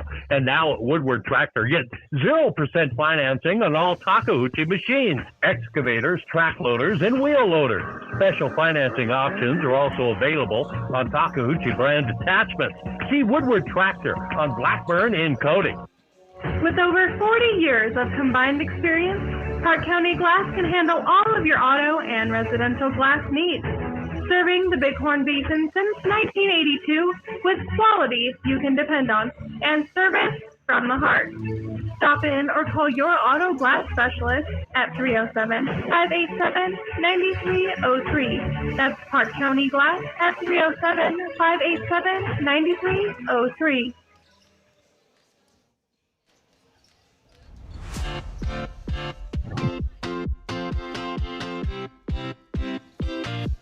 We continue our Breadboard Sub Shop postgame show. Now back to the court with the voice of Cody Sports, Wyatt Barichka. Continuing our Breadboard Sub Shop postgame show, your final in Gillette. It is the Cody Phillies 81, Pine Ridge 18 from South Dakota. Is the Cody Phillies were led by Grace Hayes with 30 points in the contest with 5 rebounds unofficially. Our State Farm agent, Jen Talich, player of the game, presented by State Farm agent Jen Talich. It is Ellie Talich who will get our player of the game. She finishes with 17 points, 6 rebounds, and multiple steals in the contest. She was scoring from everywhere in the contest in this one. Other scores, Macy Ball with 2. She would finish with 4 rebounds in the contest. Sofia Radakovic would score 8 points and 4 rebounds unofficially. Maddie Boudry with 4 points in the game. You got Grace Hayes, like I said moments ago, 30 points and 5 boards. Reagan Moss, 1 point in the contest with 1 board. Haley Danzy scores 2 points and gets 2 rebounds as well. Sydney Simone knocked in a 3 and would finish with 9 points, 2 rebounds. Natalie Morager with 4 points and 1 board. And Evelyn Ogadaw would finish with 4 points, 2 rebounds. That's how your 81 points gets scored for the Phillies in this one. I unofficially have them for 30 rebounds in the contest. Other statistics will go to Pine Ridge, where they put up 18 points courtesy of Mia Longvisitor, the 8th grader, with 6 points. Tina Sierra with 3 points. Mia Morrison, with 3. Diana Longvisitor with 2. Elena Means with 4. That would be all the scoring that Pine Ridge would do in this one. Again, your final, it is Pine Ridge falling to Cody 81-18. Your final score. That's going to wrap up our Breadboard Sub Shop post-game show. Coming up, it is the build-up, the tip-off pregame show presented by Cody Ace Hardware for the boys, and it should be a good one. We'll be back here on 103.3 The Range, a Heart Mountain Broadcasting Station, home of the Cody Bronx and Cody Phillies. Allstate agent Cale Mitchell is a proud supporter of Cody High School sports. At Allstate, you can bundle your home and auto for the lowest premium rates. Cale Mitchell is your local agent and provides great professional customer service to ensure that you got the best affordable coverage needs. Call Allstate agent Cale Mitchell at 307-527-6447. That's 307-527-6447. Allstate, you're in good hands. Texting and driving. Texting and driving? Everyone knows there really is no and. You're either texting or you're driving. In other words, if you're typing or reading anything while you're behind the wheel, you're not paying attention and you're not in control of your vehicle. That's why law enforcement around the state is cracking down on distracted driving. Hey, Wyoming, let's put an end to texting and driving because we all know better. There is no and. This message was paid for by White On. When you make the right decision, it feels good, like picking the perfect paint color or choosing a healthy dinner. It feels really good to make the right insurance decision, too. That's why State Farm agent Jen Talich is right here in Cody to help you select the right protection at the right price. Jen and her team will make sure you understand your State Farm coverages so you'll know what to expect if the unexpected happens. With State Farm agent Jen Talich, it's easy to make the right choice. Just call her. When you want the real deal, like a good neighbor, State Farm is there. Thanks for the opportunity to earn your business, and good luck, Cody Bronx and Phillies. Hey guys, this is Zach Haskell with Haskell Furniture and Flooring. We are a proud supporter of the Cody Bronx and Phillies this season. If you want selection, we have the best selection for you with the best prices. From mattresses to flooring or recliners to fireplaces, we have everything you need in stock. No need to drive out of town when we have everything here locally for your next selection. Stop in at Haskell Furniture and Flooring in Cody, Lovell, Worland, and Riverton, where we have the best prices and better service.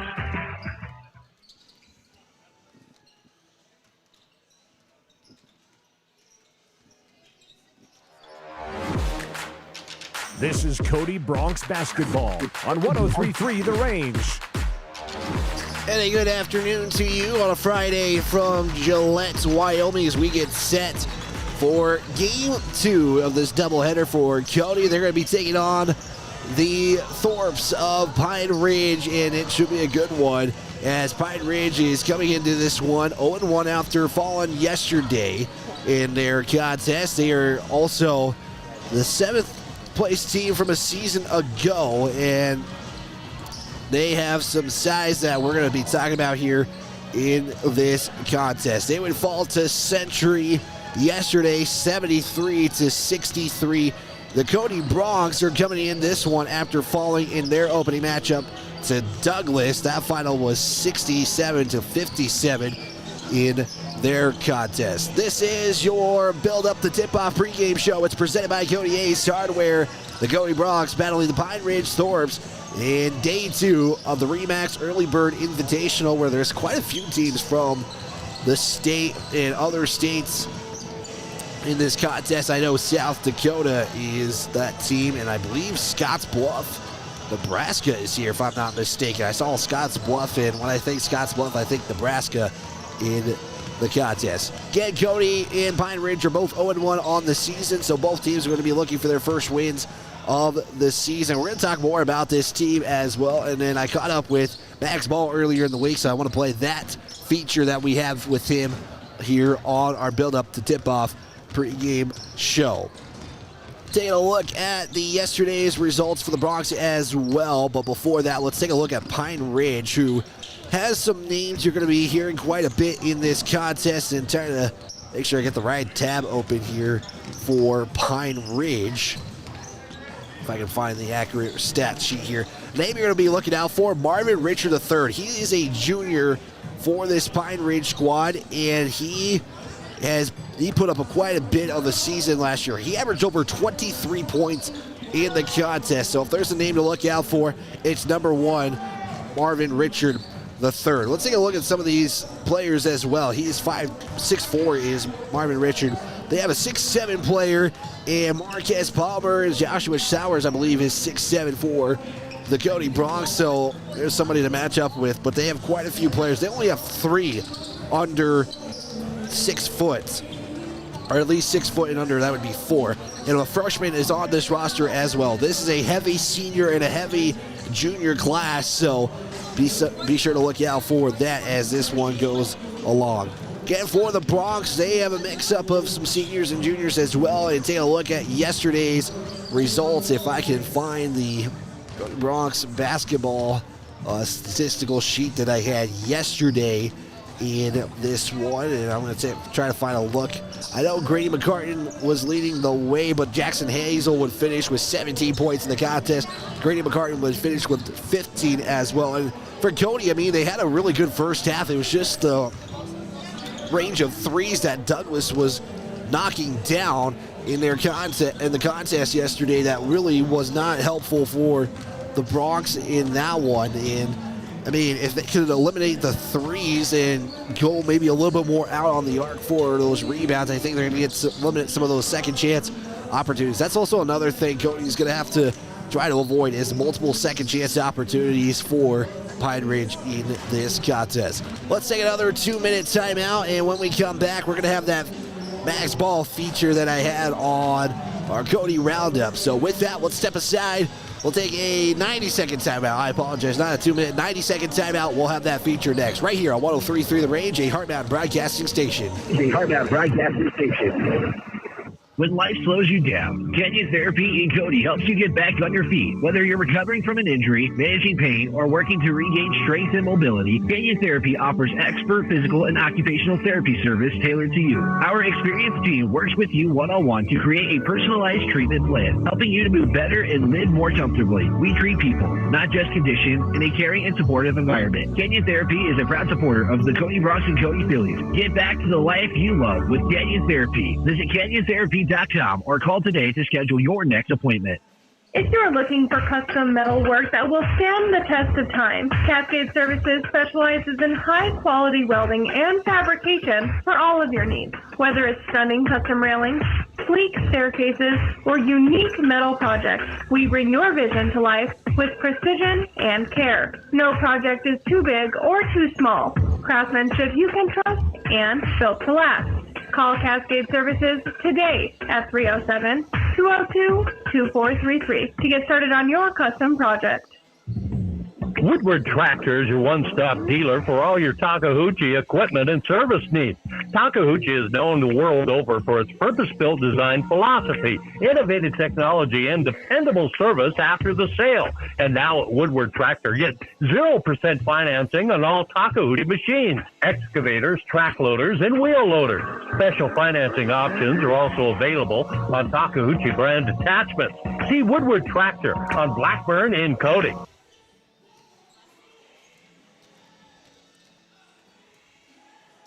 Continuing our Build Up the Tip-Off show presented by Cody Ace Hardware. I caught up with Max Ball earlier in the week just to kind of preview the season. What are some things he's looking forward to most and more? So with that, let's send it to that conversation I had with Max Ball. Max Ball, senior at Cody High School, and Max, just the first couple of weeks of the season, practice, all it's been. How's things going? It's going really well. I'm really confident for this year. We got a lot of varsity experience coming back. We got some good dudes coming back, and I'm just excited for what will happen. Yeah, you get some players returning. I mean, there's some injuries and injury bugs. Injury bug today, but overall, this team has really grown over the last couple of years, and now you guys are trying to take that next step, essentially. Yeah, for sure. And it sucks to lose Joe. Like he's really well around the rim, and I've been looking forward to playing with him for a while now because he's really perfected this game, but. No, I think we're ready to get started and excited for Gillette. What are some of the things Coach has emphasized these first couple of weeks of the season? Mostly just effort and attitude coming in practices and just giving your 100%. And, football and basketball shape's a little bit different. So to get conditioned for this next tournament, we gotta work in practice. How excited are you to take on somebody else besides your team here? I know you weren't at the scrimmage Saturday, but just to finally go play somebody in a different uniform. Yeah, it'll be a relief to play someone different. But no, we're super excited. It's good because we're going to play Douglas, which is top 3A contender. So, I'm excited to see what happens. Yeah, and you kind of mentioned a little bit of 3A. You guys are back down. It's kind of unfortunate in some ways, but just taking the opportunities, how excited are you looking forward to just playing that 3A level? Yeah, it's definitely a little bit different. A good different and a bad different. Not a bad different, I guess, but no, I'm excited. I think the competition will still be about the same. Honestly, it doesn't matter class. It's still going to be good games. It's still going to be, some hard competition. And, I'm excited. You get to go to Gillette, like you mentioned a little bit. You get to play Douglas, really good 3A team, but get to take on some other teams as well. Just what are you looking forward to, at least most of this weekend? I would just say getting to play with the boys and getting some shots up and kind of feeling out 3A, I guess. If there is one X factor this season for this Cody Bronx team, what is it and why? I feel like we're gonna have a lot of depth and we got a lot of size. So I think we're going to use our size to our advantage, and shout-outs, want to say to the Cody community, especially with this basketball season about to get underway? I don't know, show up and support, pack the house, I guess, and it'll be fun. It'll be a fun season. Perfect. Anything I left out, Max? Max Ball, big thanks to him as we talked with him in the week. We'll talk with one player at least a week here on 103.3 The Range. You can check out all the full interviews as well. We caught up with a lot of sports this past week on our Facebook page, The Range 103.3. Time now to get the boys game going. And the Bronx are going to be in their home whites today. They're going to be blue numbers in letters with the blue and gold stripe, Cody, across the chest. And for Pine Ridge, they're going to be in their visiting red uniforms. They're going to have a black, white, and red short pattern. They are also going to have white numbers in letters with the black trim, Pine Ridge, across their chest. Again, I also didn't get the starting lineup as well, but here is your starting lineup for Pine Ridge. It's going to be number 1, Anthony Little. He'll be followed by number 2, Marvin Richard III. Again, that's the player you might be hearing quite a bit in this one. He's going to be followed by number 10, Colby Steele, number 11, Anthony Steele, and number 24 to round up the lineup, it is Kenny Palmer. Palmier, excuse me. I apologize for the mispronunciation. For Cody, it's going to look like this same starting 5 from last night. It is Maddox Ball, the senior, followed by number 1, Nathaniel Pryor. He'll be led by Trevor Spomer, number 5, Grady McCartan, and also to round up the lineup, it is Jackson Hazel. So I apologize. I had to get some of my starting lineups all fixed up there. So the lineups are being introduced again. Cody in the home whites, Pine Ridge in the road red. It's both teams looking for their first wins of the season. Both lost by 10, both facing 0-1 records. Game 2 here, final one here on this broadcast today. So we are just waiting for the final moments here. Maddox Ball will stand in the center circle. He'll be matched up by Marvin Richard. Pryor stands behind Ball. Grady McCartan, they did the little tip forward thing where you get a quick, easy bucket. It's 8 minutes sits on the clock. We're waiting for the whistle. And with that, we get set, and we are underway here as it is going to be controlled by the Bronx. McCartan. A no-look behind the back pass as Hazel knocks it in. 4-2. The first points on the board go for the Cody Bronx, and that's exactly how Cody started last night. Is at the top now is Palmier. He'll give it off to Richard III. Richard gives it up now to Steele. Steele's going to launch a 3. Hits the top of the backboard. It hits out of bounds, and it will favor the Bronx of Cody, leading a quick 2-0, just approaching 30 seconds into this contest. Hazel gets the inbound. Pine Ridge bringing front court pressure as Hazel's matched up there by Colley, excuse me. And it's going to be a bucket for the Bronx. As Jackson Hazel gets his second bucket, and Cody taking a 4-0 advantage over Pine Ridge. Cross-court pass it off now to Palmier. Here's a 3 by Richard. He can't get that one to go. McCartan secures the rebound for the Bronx. Here's a quick pass to Pryor. Pryor's going to try to go all the way in, and we get a whistle on the floor. First foul for Pine Ridge, and it's going to go against Anthony Steele. Colby Steele, they're going to say. Inbound pass to Spomer. Spomer's going to try to bully his way up for a shot. He kind of just threw that one up there. Couldn't get it to go. And back to Pine Ridge. Richard quickly driving in. Floater will drop from 10.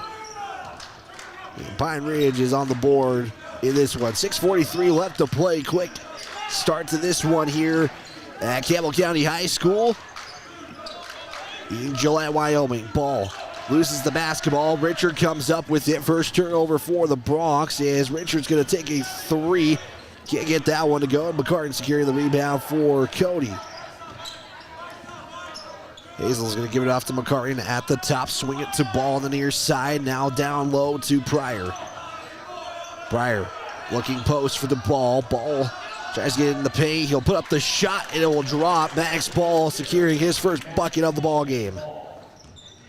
And Ball can go from three-point range as well as Pine Ridge is going to get a substitution here in just a moment. They'll get their first substitution. At the top, it's Steele. Continues to survey, now gives it off to Richard, who's going to try to slash the defense, get gotten out of steal. He'll take a three-point shot. It won't hit the iron, but will hit the backboard, and Hazel coming up with the rebound quickly, trying to drive in. We'll get another whistle. That's kind of how Hazel was playing yesterday, kind of just aggressively attacking, and we're going to get a quick 30 from Pine Ridge. So let's take a quick 30-second timeout. We'll keep it here as your score on your Pinnacle Bank scoreboard is 6-2. Big thanks to Cody Ace Hardware. They were your Build Up the Tip-Off pregame show sponsor, your local home, lawn, and gardening care store. Visit them today at Beck Lake Plaza. Pinnacle Bank, the way banking should be. And also, this broadcast brought to you by Canyon Therapy. For all your physical and occupational needs, visit them at Canyon Therapy or online. 5:36 left to go. A quick start to this one. Bronx already shooting 3 of 4 from the field. I have Pine Ridge just 1 of 3 at the moment. Cody will have the basketball after the timeout by the Thorpes, who actually, that wasn't their original mascot name. It was changed in 1983 as Ball will put it in for 2. Again, Pine Ridge's name comes from an Olympian. Again, their mascot was not the Thorpes until 1983. Here's a 3 from Steele, knocks it in.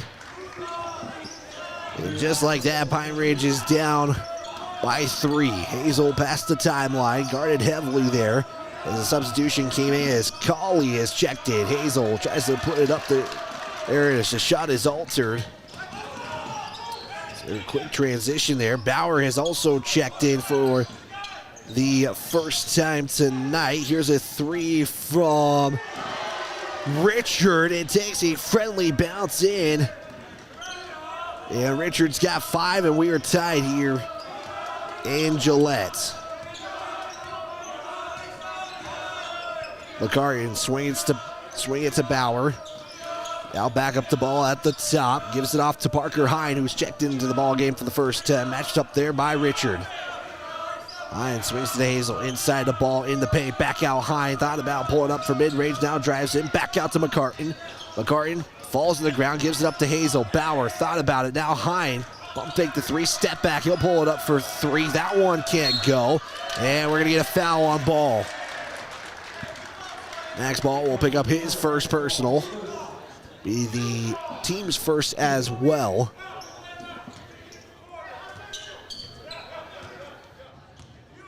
Again, sometimes that's how quickly things will go as Richard will cross the center circle. Will head his way to the far side, which is the right side. Pine Ridge going right to left. Cody is going left to right as Grady gets contact, but gets the rebound, though, after the missed 3.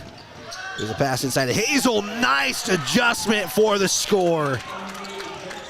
Hazel's got a couple of nice buckets early on, and Bronx back up by 2. That was the first time when it was 8-8. Cody breaks the tie with a 2-point lead with a nice shot. Here's a floater shot that's off the mark. Hine secures the rebound. It's quickly there as McCartan can't get that one to go. Hine secures a second rebound. Ball gives it off to Bauer. Back to Ball at the top. There's a swing to McCartan now. Deep 3. It's going to hit the back iron, and it won't drop. Pine Ridge takes their time as Richard is left side, goes baseline, kick out now to Steele. He'll try to get his second 3, and it will be airballed, and it will go back to the Bronx. More substitutions checking in. We'll get those here in just a moment as back into the game as well. It is Anthony Little.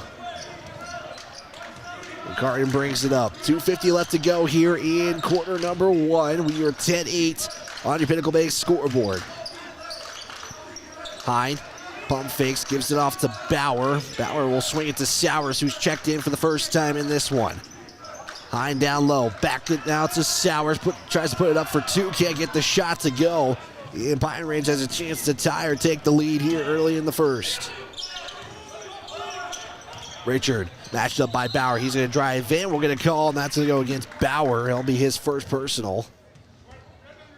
Trevor Spomer is going to check back in for Cody. With 2:21 left to play. Not a lot of stoppage in this one. I'm going to say the foul occurred on the floor. Richard's going to get the inbound. He's matched up by Bauer again. Here's the handoff to Steele. So he's going to back up Cody running man-to-man defense. Steele with the screen will pull it up for a trifecta. Can't get it to go. And the ball will go for the Bronx. 10-8 on your Pinnacle Bank scoreboard with 2:09 left to go. Max Ball is going to get a quick breather and checks back in for Hine. 2:08 left to go as Hazel past the midcourt stripe has that stolen. Now we got a 5 for it. Hazel's going to give it to Ball, and Cody doesn't get the backcourt violation because it was tipped by Pine Ridge. And they'll take that knowing that there's no shot clock. The only clock right now sits at 1:45. Pryor at the top drives into the free throw line. Give it back up to Ball at the top. Pryor, 3 from the right corner. That looks like it was altered just a little bit. Normally Pryor kind of has none of a arcing shot, a little more straightforward. Richard, 3 to take the lead. Can't get it to go. Here's a rebound for Cody. It's actually saved but taken away from Hazel, and Cody's going to have a travel and have their second turnover of the contest. Unofficially, their second turnover. Colby Steele is back in for Pine Ridge. Richard's going to take a rest on the bench. He's played the entirety of this one in the first quarter and got 75 seconds left to go in the first quarter. 10-8 your score still on your Pinnacle Bank scoreboard.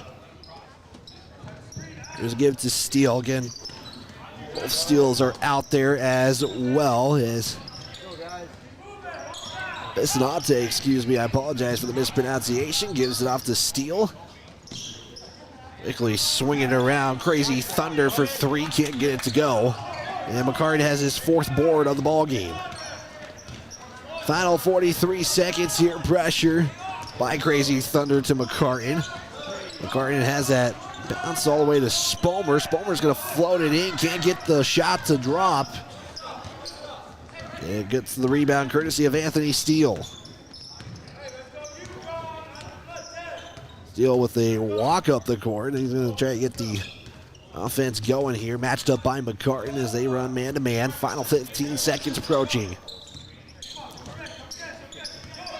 Steele. Long 3 is good. It's for the lead as well. That is Anthony Steele with 5 seconds left to go. There's a pass intended for Ball. Here's Steele for a full court shot. Can't get it to go.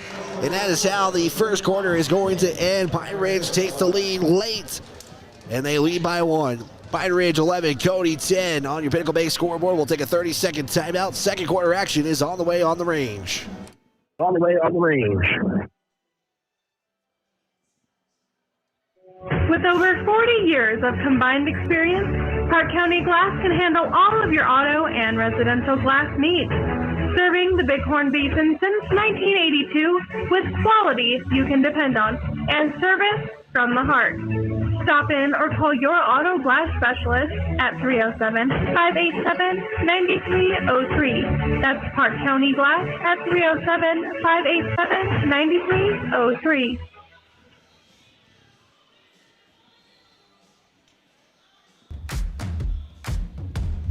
Stream today's game, past games, and listen to future Cody Athletics on the radio and catch live video coverage at myheartmountainradio.com. Pine Ridge gets a 3 late to take a 1-point advantage over the Bronx. Your score heading into the second on your Pinnacle Bank scoreboard. Pine Ridge 11, Cody 10. Right now, Jackson Hazel leads the way for the Bronx with 6. It is Richard Wiggy with 5 for the Thorpes. Pine Ridge will start with its second quarter action. We're underway here at Campbell County High School in Gillette, Wyoming. Steele gets it. We'll give it up now to Cowley. And we're going to get a whistle. And it's going to go for Cody, and there's some frustration from Anthony Steele. Bissonette with the foul. That's how it was pronounced on the PA, so I will go with that. Bissonette. Pryor gets the inbound. Approaching 20 seconds into the second quarter as Cody's going quickly. Here's the give to Hazel inside for ball for two in the lead. It's good. Ball now with 6 for the Bronx. Cody up by 1, 12-11. As that was just the second lead change of the contest. Collie right side gives it to Richard. Back to Collie. First up by McCartan. Back to Richard the third. Here's a spin and pull up for two, and that's good. He averaged over 20 points last season for this Thorpe's team, who was playing in the 6th place game at the Class A state championship in South Dakota. Hazel on the far side will get it up to McCartan on the down low corner. It's going to be taken away by Steele. Quickly to Colley. Backhand off to Steele. Thought about a three. And that was going to be intended there for Richard. It's going to be a backcourt violation and a turnover for Pine Ridge. Unofficially their second turnover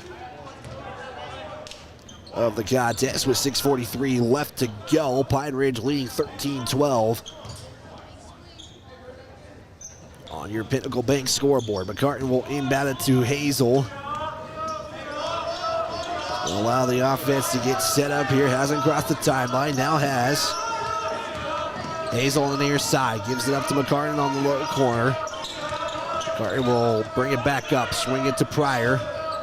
Pryor back to McCartan, thought about a three, now he'll drive inside, step back out to Pryor. He'll launch a three, in and out. Spomer rebound. Spomer back to McCartan. This one, deep three, in and out as well. So two opportunities. The Bronx come up with nothing.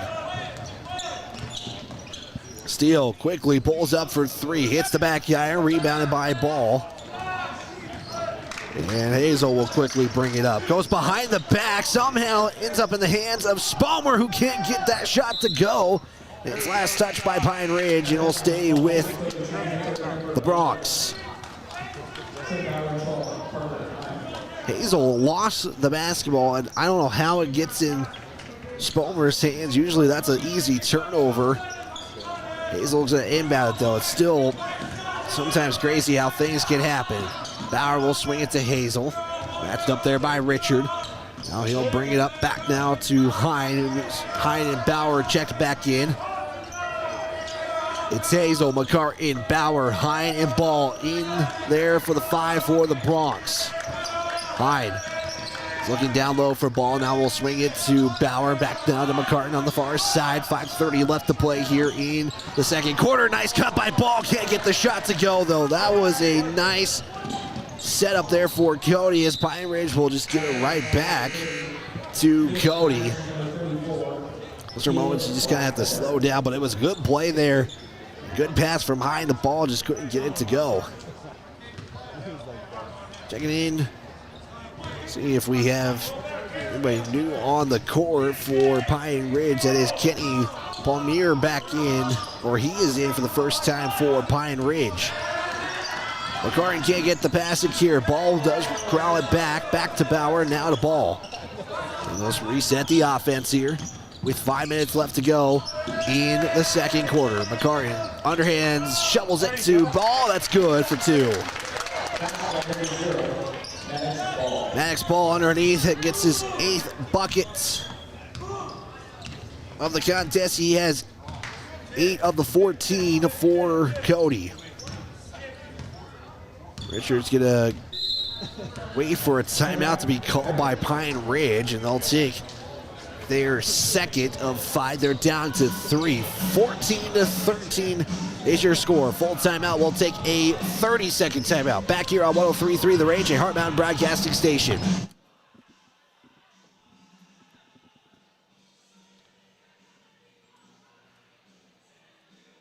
Texting and driving.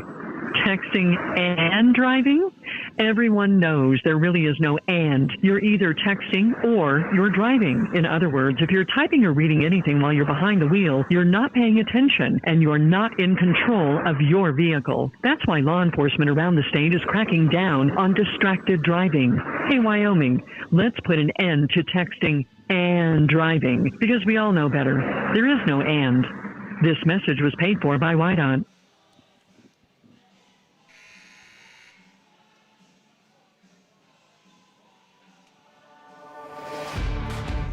You're tuned in to Cody High School basketball live on 103.3 The Range.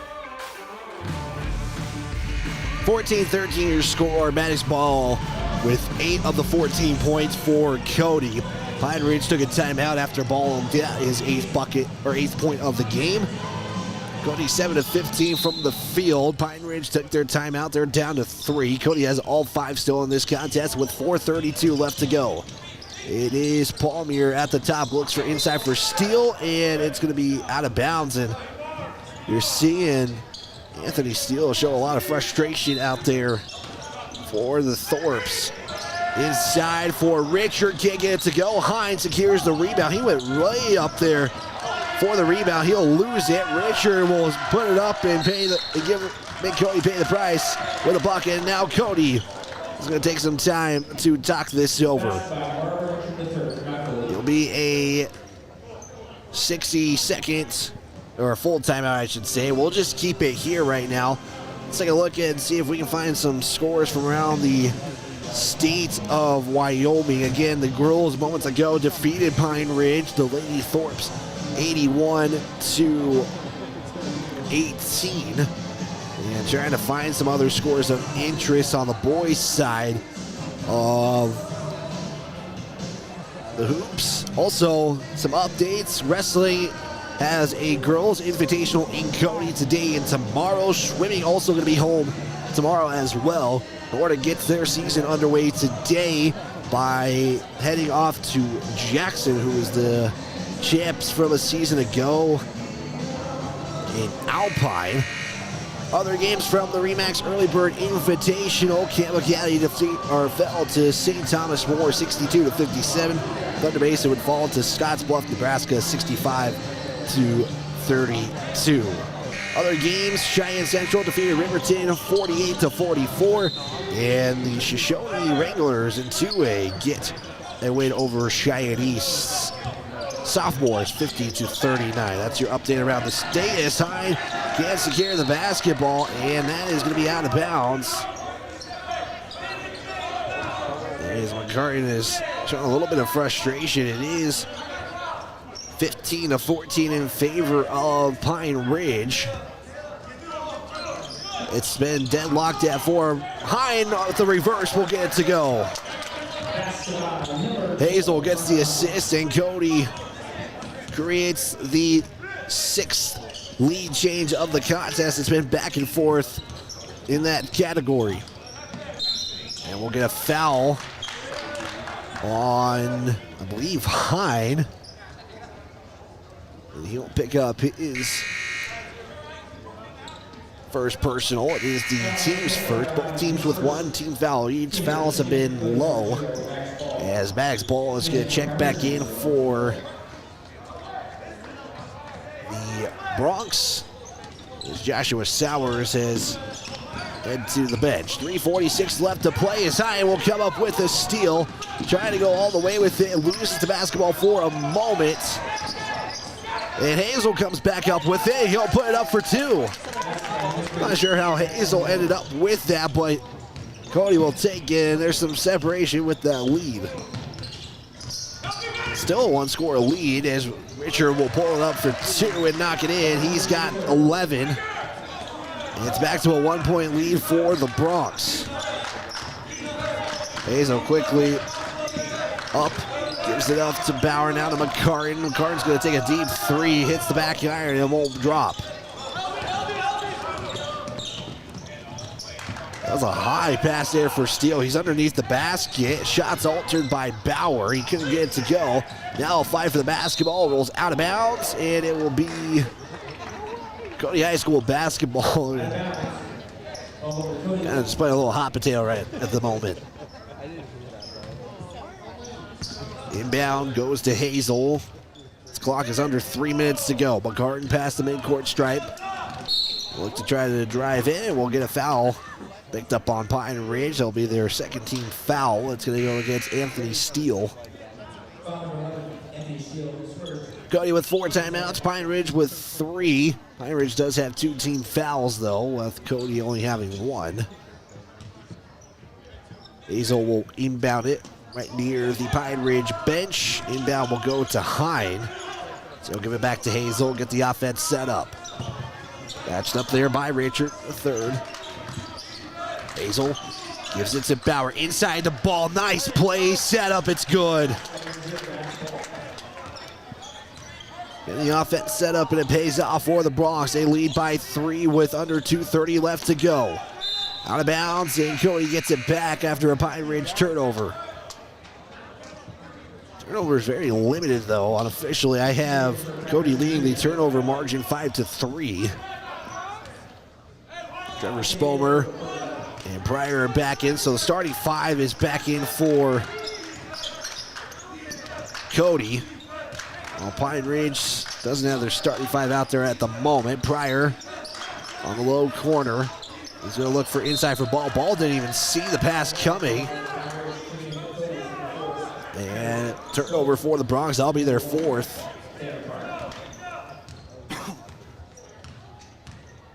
Steele will take his time. Wearing 2 different colored shoes, I just noticed. Steele's going to give it off to Richard for 3, and we are tied for the second time in the contest. Richard has 14. Again, this sophomore season had him averaging 23 a game. Ball drives in baseline, right side. He'll get the whistle and the foul. Pine Ridge has a deep bench as well as Cody. Cody's only have an 8-man rotation at the moment. They're going to give the foul, though, to Besnett, who had picked up just his 3rd personal foul, so he's on his way to the bench. Ball connects on the first free throw. And we'll get one more free throw for Ball, giving the Bronx a 1-point advantage. 6 lead changes, 2 ties so far. Ball to make it a 2-point lead. That's the case. 22-20 your score. Steele over the midcourt stripe. Cody Bronx running man-to-man defense. Steele gets the screen, drives in. Here's the kick out now to Palmier. It's no good. Ball secures the rebound. Hazel gives it up to Ball, tries to quickly hurry it up. It gets poked away. And quickly back to Pine Ridge. Steele up top. He'll give it off to Colby Steele. It goes out of bounds and misses everything. And that is not Colby Steele. That is Cauley. Colby Steele, though, is checking in for Cauley. So we'll get that correction fixed. 1:08 left to go, second quarter. Hazel will give it off to McCartan as full court pressure shows. Spomer. Look, the trap comes. Spomer is able to avoid it, and McCartan can't get the pass to go. Ball trying to save it. Goes off of Pine Ridge, then ends up with the Thorpes, and it goes out of bounds. Pine Ridge keeps it. Ball is trying to throw it off of a Pine Ridge player to get the out of bounds to favor Cody. As the inbound will go to Richard for 3. It's good. Richard with 12 in the quarter. And Pine Ridge back up by 1. 36 seconds left to go. We get a whistle. Colby Steele will pick up the foul. That is the team's 4th personal. Cody's done a good job with their fouls. Just 3 total. They only have 1 in this quarter. Hazel passes the midcourt stripe. Gives it off to Pryor. And we're going to get an offensive foul on McCartan. So he immediately acknowledged it. So we will talk with head coach Wagner after this first half. him set up here. Under 20 seconds left to go. As Richard takes his time, Pine Ridge maybe looking to hold it for the final shot. 10 seconds left to go. Richard is looking. He's going to look for the pass inside. It's a turnover with 2 seconds left to go. And Cody has 2 seconds to make something happen here. McCartan's going to look quickly for Hazel. Hazel, 2 seconds. One shot is up, and we're going to get a foul on the arm. Hazel's going to go to the free throw line.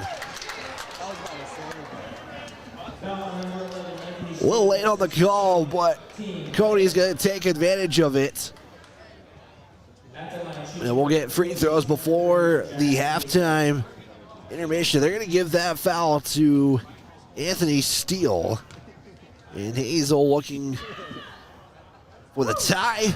There's the tie, and now looking for the lead and his 10th point of the game. That was at the buzzer, so I'm not expecting any time to be added. Hazel will give the Bronx the lead, and that's how we enter the half. Or excuse me, I lied. It's 3 shots. So this for a 2-point lead. I totally realized it was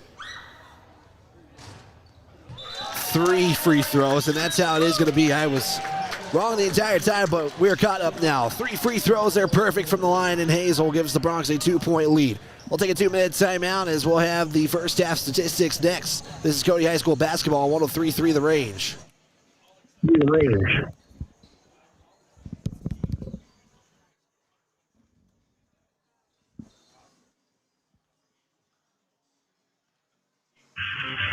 Since 1982, Keel Sanitation has been the trusted leader in sanitation services throughout the Bighorn Basin. We're a family-run business dedicated to providing top-notch customer service. Whatever your sanitation needs are, Keel Sanitation has you covered. We offer a comprehensive range of residential and commercial trash collection options featuring a variety of containers. Our roll-off containers range from 10 to 40 cubic yards. We also have 95-gallon roll-out carts and steel dumpsters, including bear-proof containers. Our septic services include thorough, high-pressure back flushing to ensure your system is Keel clean.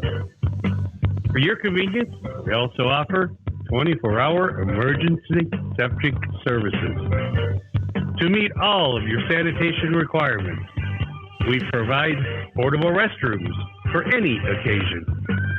Our offerings include standard portable restrooms, hand wash stations, and handicap units. We also specialize in services for the oil field, including portable restrooms, potable water, roll-off containers, and vacuum services. Be sure to check us out, KeelSanitation.com. We're also on Facebook. Look for us in there under Keel Sanitation. Give us a call, 307-587-6616. Go Cody Bronx.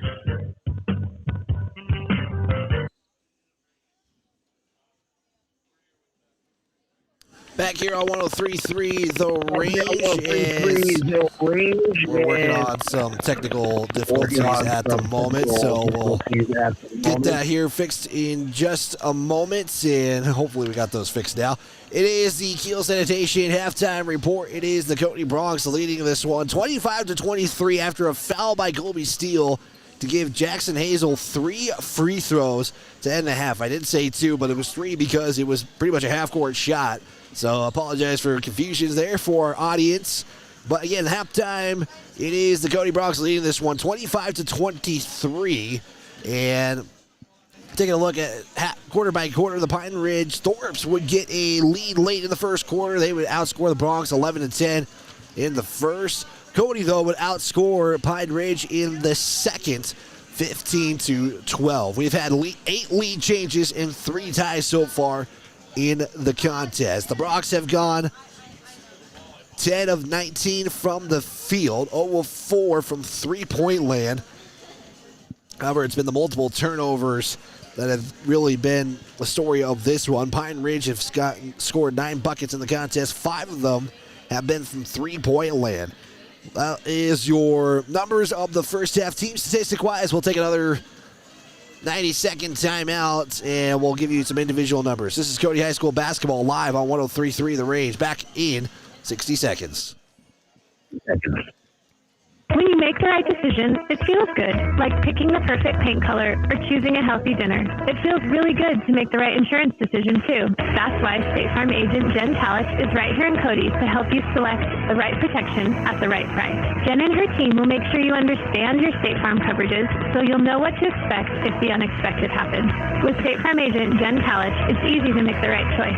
Just call her when you want the real deal. Like a good neighbor, State Farm is there. Thanks for the opportunity to earn your business, and good luck, Cody Bronx and Phillies. Hey guys, this is Zach Haskell with Haskell Furniture and Flooring. We are a proud supporter of the Cody Bronx and Phillies this season. If you want selection, we have the best selection for you with the best prices. From mattresses to flooring or recliners to fireplaces, we have everything you need in stock. No need to drive out of town when we have everything here locally for your next selection. Stop in at Haskell Furniture and Flooring in Cody, Lovell, Worland, and Riverton, where we have the best prices and better service.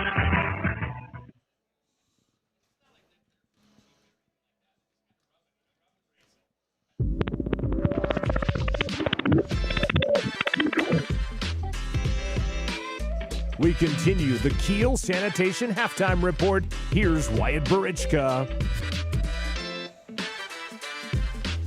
Back here on 103.3 The Range, a Heart Mountain broadcasting station, online at myheartmountainradio.com for our visual audience in this one. The Cody Bronx taking advantage of a foul committed by Colby Steele to give them a 25-23 lead going into the halftime intermission. Taking a look at some individual statistics here in this one, as the Cody Bronx will actually start with Pine Ridge. They're led by Marvin Richard III.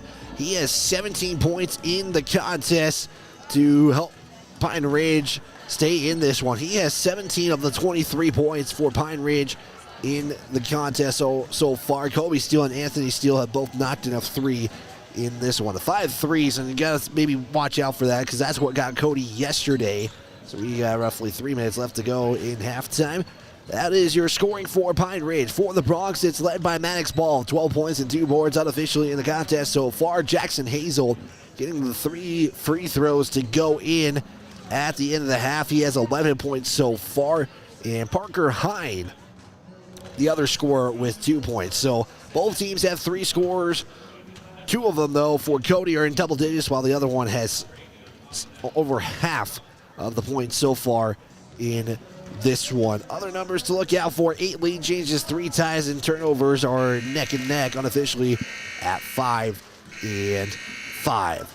We'll step aside for another timeout. We'll take a 60-second timeout, look at some scores from around the state, and hopefully talk with head coach Chris Wagner in just a moment. Cody leading this one on your Pinnacle Bank scoreboard, 25-23. Back in 60 seconds on 103.3 The Range. Texting and driving. Texting and driving? Everyone knows there really is no and. You're either texting or you're driving. In other words, if you're typing or reading anything while you're behind the wheel, you're not paying attention and you're not in control of your vehicle. That's why law enforcement around the state is cracking down on distracted driving. Hey, Wyoming, let's put an end to texting and driving, because we all know better. There is no and. This message was paid for by Whiteout. When life slows you down, Kenya Therapy in Cody helps you get back on your feet. Whether you're recovering from an injury, managing pain, or working to regain strength and mobility, Kenya Therapy offers expert physical and occupational therapy service tailored to you. Our experienced team works with you one-on-one to create a personalized treatment plan, helping you to move better and live more comfortably. We treat people, not just conditions, in a caring and supportive environment. Kenya Therapy is a proud supporter of the Cody Bronx and Cody Phillies. Get back to the life you love with Kenya Therapy. Visit KenyaTherapy.com or call today to schedule your next appointment. Back here on 103.3, The Range, a Heart Mountain Broadcasting Station. The Cody Bronx taking an early lead in this one, 25-23 at the halftime intermission. This third quarter action is about to get set here in this one. It's been your Keel Sanitation halftime report presented by Keel Sanitation. Also, big thanks to Woodward Tractor, Canyon Therapy, Park County Glass, Breadboard Sub Shop, Wydot, Cody Ace, Pinnacle Bank, State Farm Agent, Jen Talich as well. So big thanks to everybody who makes this broadcast possible.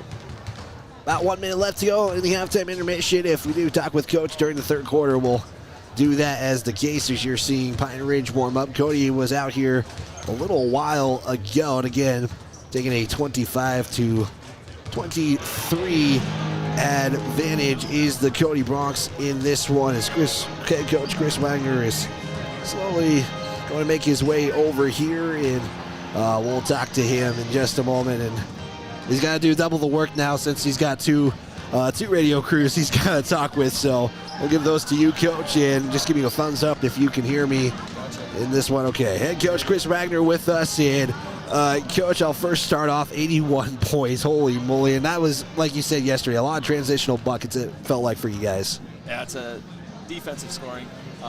Steals leading to easy layups. I mean, I was more pleased with the way we shot from outside today. Obviously, there are a little more better open looks, but yeah, we found a way to get the ball in our hands and go get easy layups. How about 30 points for Hayes? I thought if the pace that she was going, she could have had 60 in this contest. Yeah. But, I mean, you guys had, only two players that played today did not contribute to points. So distributing the basketball was also pretty nice for you guys today. Yeah. Grace, everyone's going to look at 30 points or 28, I think we had in the book. Either way, it's that defensive presence, man. She's got such a knack in terms of them easy points. We'll get to where she can start knocking down shots. And, she's got so many other areas of the game to score at. But, right now she just gets the ball in her hands and she can just outrun people to the basket. She's so quick. As the second half is getting underway here for the Bronx. Coach, I'll ask you a couple more questions as McCartan did miss a three to start the second half.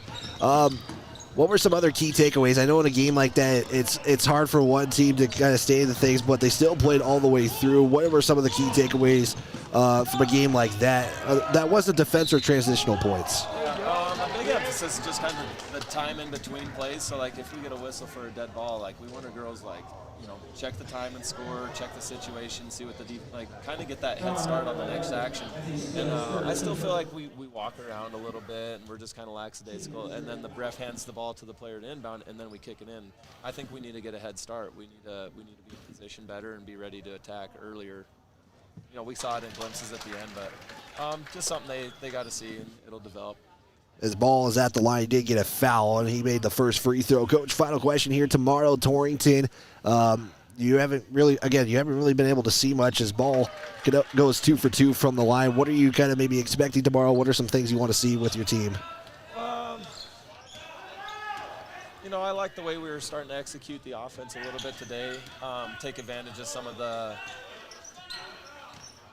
looks that were apparent that we weren't really hitting. We were kind of, I wouldn't say we were forcing it. Yesterday I thought we were kind of forcing things. Today I thought we let things come more naturally, but there are a few areas of the court I think we can attack a little bit better and just make the offense a little bit more fluid. Defensively, we did a much better job. I had a big thing, just trying not to reach so much, playing with our feet. We improved that, but we're still growing there. Grady McCartan with the and one opportunity. Coach, I'll let you get back with your team. Congratulations on the big win today, and we'll talk to you tomorrow before the game against Torrington. I appreciate you, Wyatt. And Coach Chris Wagner is McCartan can't convert on the and one opportunity. It is 29-23, and appreciate it, Coach. As, I wasn't ready for that one, so now I got big thanks to head coach Chris Wagner for his time. It's 29-23 in favor of the Bronx. Is Pine Ridge will get a whistle and a foul. And tomorrow again, the Cody Phillies will be taking on the Torrington Lady Trailblazers. We'll talk to him before that contest and get some thoughts now that he will have some more time to view film and everything else. And at the line, it is Richard III as he'll make the first free throw. Richard has 18 points, and the foul will go against Trevor Spomer. He did pick up his first 4. Cody, they've done a great job in this contest with their foul trouble. There's nobody really in foul trouble for either team, really. The only one that's in there is Alex Visnet, and here's a quick opportunity and couldn't get it to go in. He's ball, and he'll go back to the line and shoot a pair of free throws. He did just knock in 2 early on. And we'll get 2 more free throws from Ball. He is 4-4 from the line, and free throws, a big thing that this Cody Bronx team was emphasizing in the first few practices of the season. As soon as I say that, I feel like a broadcast jinx was on the way. He'll miss the first. 6:39 left to play. Bronx up by 4, 29-25 on your Pinnacle Bank scoreboard. Pine Ridge with 3 timeouts. Cody with 4. Ball will go 50% for the line on that trip, and will make the second, making it now a 5-point lead for Cody. 30-25 is your score. Here's the pass inside to Richard, right side. Couldn't get the and-one opportunity, and he knows it too, that it was there for him. And the foul going to go against Jackson Hazel. That'll be his first personal.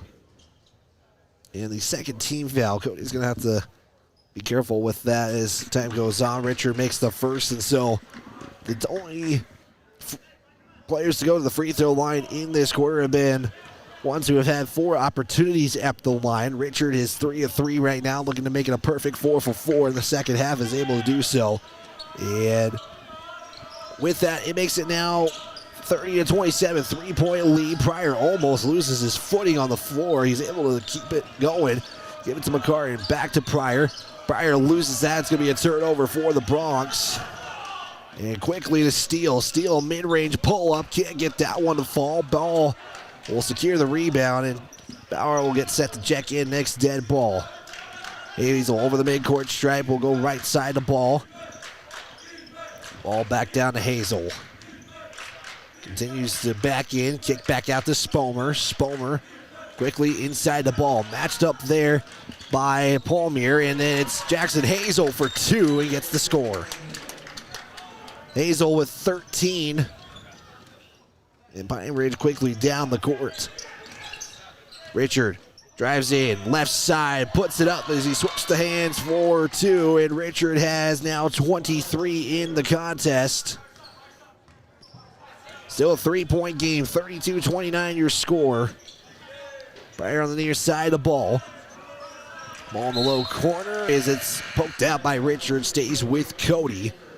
And checking into the ball game, it is Alex Visnet, who has 3 personal fouls. He is one and the only player for either team with 3 personal fouls. Hazel gives the inbound to McCarty. Will be on the near side. McCarty at the charity stripe. Will bounce pass off to Spomer. Spomer's going to drive in, put up a mid-range floater. Can't get that one to fall. And back to Pine Ridge it goes.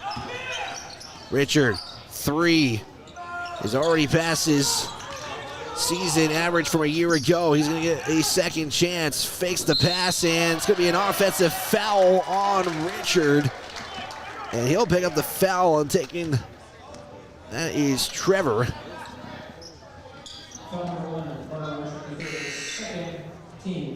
Substitution coming in. Anthony Little checking in. Richard did pick up his second personal foul of the contest. Inbound to Bauer.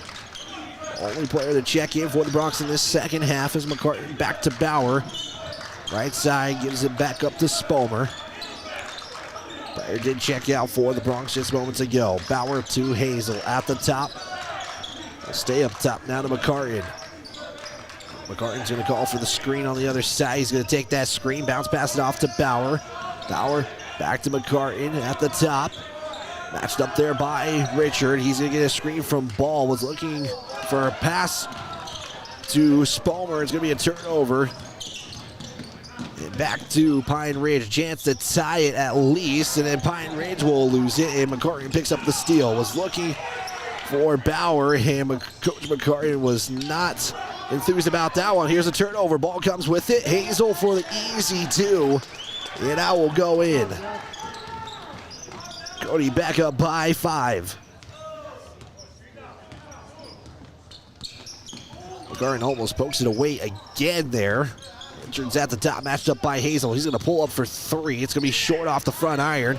Still fighting for the basketball. Second opportunity. Here's Steele for 3. Connects. As Anthony Steele for 3. It's a 2-point game. Cody's biggest lead's been 6 in the contest. No lead has been in double digits yet. Just 8 lead changes and 3 ties.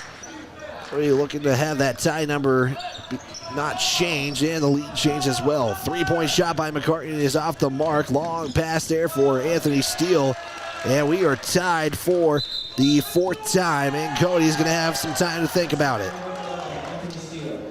Anthony Steele with 8 in the contest. It is a 30-second timeout. We'll keep it right here on 103.3 The Range. So both teams now with 3 timeouts in third quarter action. We are tied at 34 apiece here. It's basically been all Marvin Richard, the third for Pine Ridge. He's got 23 of the 34.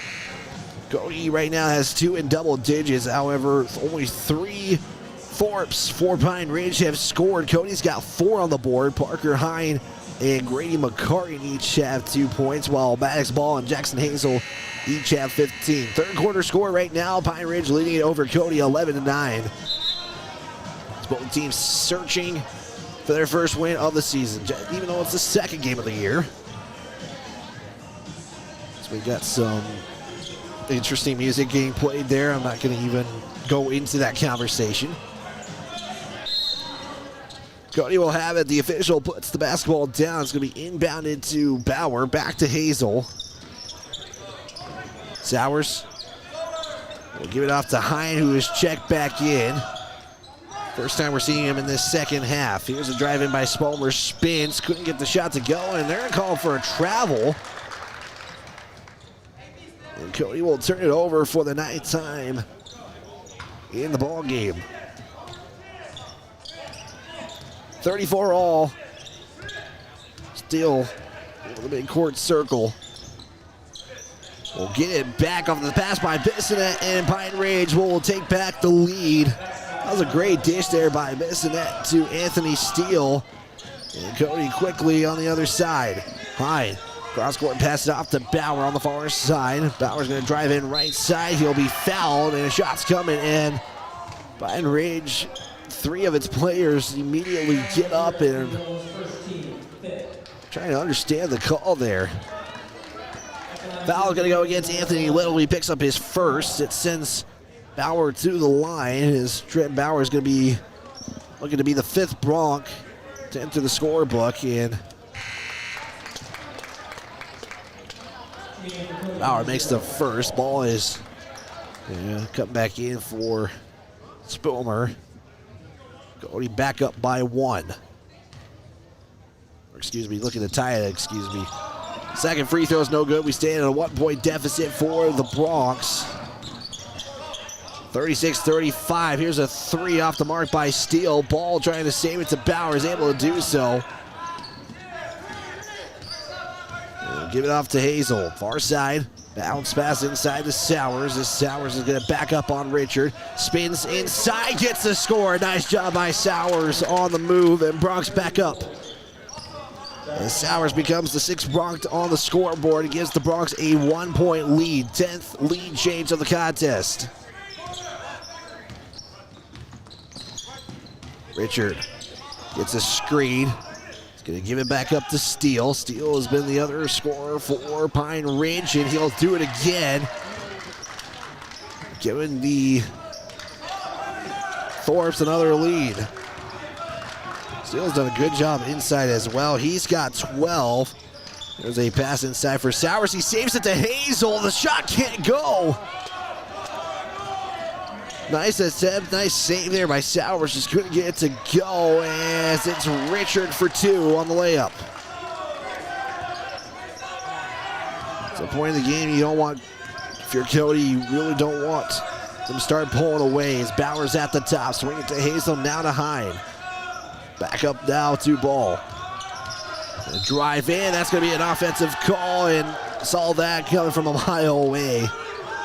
Happened the same way for Pine Ridge, and ball will be called for the foul.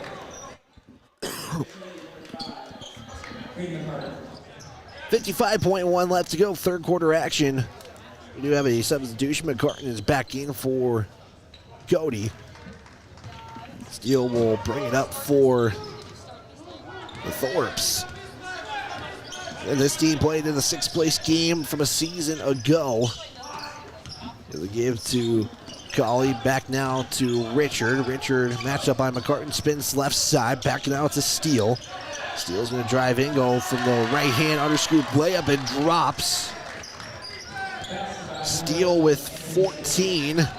He's got most of those. He's got all but 3 in this half.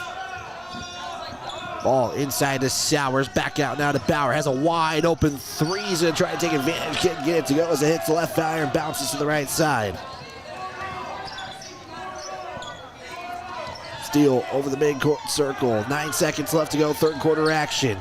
Steele mashed up by Bauer, continues to go. Drives in, pulls up from near three-point land as Sowers knocks down the shot attempt, and that's how third quarter action is going to end. It is the Thorpes in this one. They're leading over Cody 42-37. One of these teams is going to have a tally in that left column next. Final 8 minutes coming up after this 30-second timeout on 103.3 The Range.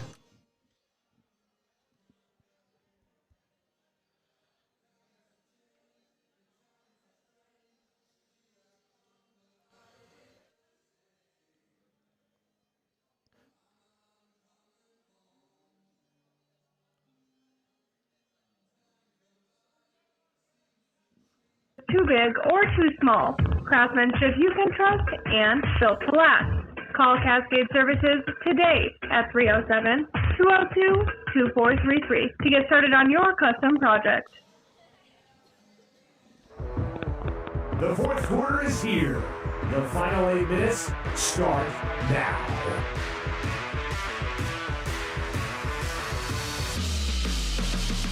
Cody Bronx being outscored 19-12 in the third frame of this contest, where Cody and Pine Ridge both looking to seek their first wins of the season. And we got 8 minutes left to decide that. Score right now on your Pinnacle Bank scoreboard. Pine Ridge 42, Cody 37. As it will be Pine Ridge basketball to start the fourth quarter here at Campbell County Gym on the campus of Campbell County High School in Gillette. Fourth quarter action is underway, where the Thorpes lead by 5. Steele will give it off to Colley. Far side, Richard gets a three-point shot attempt. It's no good, rebounded by Ball. Hazel quickly to Hine, who's right there for 2. Can't get the shot to go.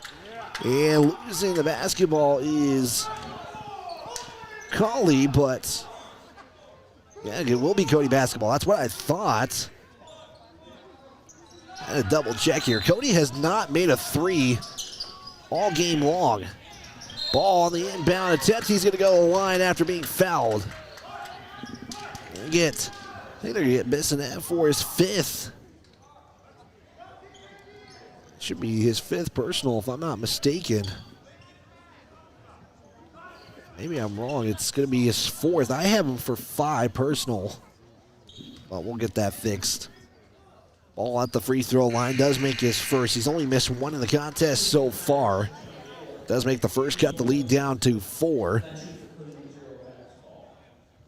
And coming into the ball game is Palmier. He'll check in for Bissonette, who has 4 personal fouls, so you might want to save him for later down the road. Ball can't get the second to go, and it's going to be pushed up by Richard. Richard's going to back up, matched up by McCartan. Richard pump fake, giving off now to Palmier. Swing it to Steele for 3. It's going to miss everything. Reach there by Ball as it does hit the rim. Ball to Hazel now. Hazel's looking to drive in on the shots. They're going to say it's on the floor first. Hazel gets a quick laugh thinking it was a bucket. That won't be the case, and we're going to get a timeout taken by Pine Ridge. It'll be a full timeout. We'll take a 30-second.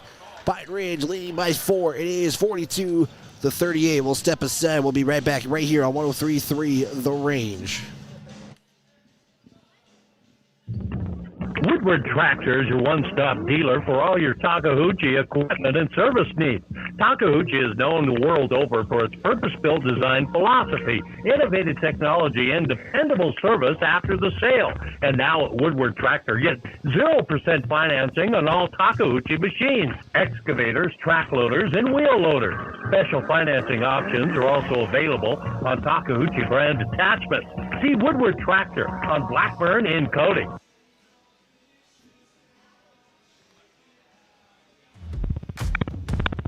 Stream today's game, past games, and listen to future Cody Athletics on the radio and catch live video coverage at myheartmountainradio.com.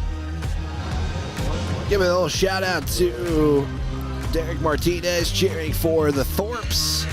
Dalpine Jr. helping me out with Call Lee. I apologize for the mispronunciation. So thank you for the correction there. That's why the chat helps sometimes.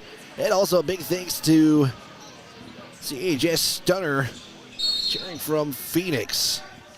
7:14 left to go, fourth quarter action. It is Cody basketball after the timeout by Pine Ridge. Is inbound's going to go all the way back to Bauer. Pine Ridge down to their final 2 timeouts. Cody has 3. As Bauer is going to give it off to Hine at the top. Hine is going to swing it down to McCartan. McCartan's calling for a screen from Ball. McCartan will take the screen. They'll switch defenses. Ball wasn't able to get it. Hazel's going to come in, though. He's going to get the contact, get it to go, and it's going to be 2 free throws for Hazel coming up after the foul on Pine Ridge. They're going to give the foul off to Palmier. Picks up his 3rd. They're personal. It's Hazel back at the line. He has gone 3 for 3 so far. He made the 3 free throws to end the half when I thought it was 2. So that is early season fixes. I'll get there going. Hazel will make the first. Cuts the lead down to 3. This to make it a 2-point game. Jimmy's silent. Can't get the second one to go, and it will stay at a 3-point game. 6:45 left to go. As Richard goes over the midcourt logo. Steele. Pass it off now to Palmier. As Palmier is going to give it off now to Richard. Spins on McCartan. He'll drive in. We're going to get a blocking foul on McCartan. 2 free throws are coming up. McCartan picks up his 2nd personal. Be the team's first of the quarter. Pine Ridge already have 3 team fouls. And Richard is going to go to the line. He already has 25 on the day, and now make it 26 with the first. Final free throw coming up. And Richard is perfect from the line still. He has not missed a free throw. He is 6 of 6. Hazel brings it up now for the Bronx. McCartan's on the far side. Matched up there by Palmier. Gives it off to Ball. Couldn't really get a handle of the basketball, and it's going to be a turnover on the Bronx. Trevor Spolmer is going to check in for Hine. 6:18 left to go. 44-39. Your score. 6:13 left to play. As Ball is able to get a steal, he's going to throw it down for the jam. First time we've seen that this season from Max Ball. He had nobody in front of him. Why not throw it down? It comes to a 3-point game in favor of Pine Ridge. Richard takes the dribble, sides one way. He won't get the 3 to go. Ball secures the rebound. Is Bauer now on the near side. We'll give it up the ball. Matched up there by Cawley. Now to McCartan. McCartan now to Hazel. Hazel. Matched up guarded heavily there by Cawley as Hazel will have a nice little floater there for two, and it now becomes a 2-point game or a 1-point game in favor of Pine Ridge. 5 minutes approaching in this one. Richard will look for a three. He's got it. Just as Cody was cutting that lead down, Richard says not at the moment. McCartan will drive in. He's going to be called for the offensive foul. And McCartan just picks up his second personal foul. Or excuse me, that should be his third. It is the case.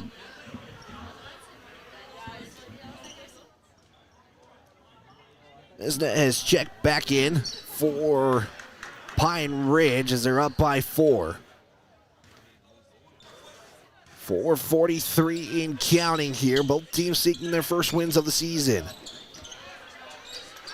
Pine Ridge saves the possession. Ball tries to rip it out. Timeout taken though by Pine Ridge first to save the possession. They're down to one timeout with 4:35 left to go.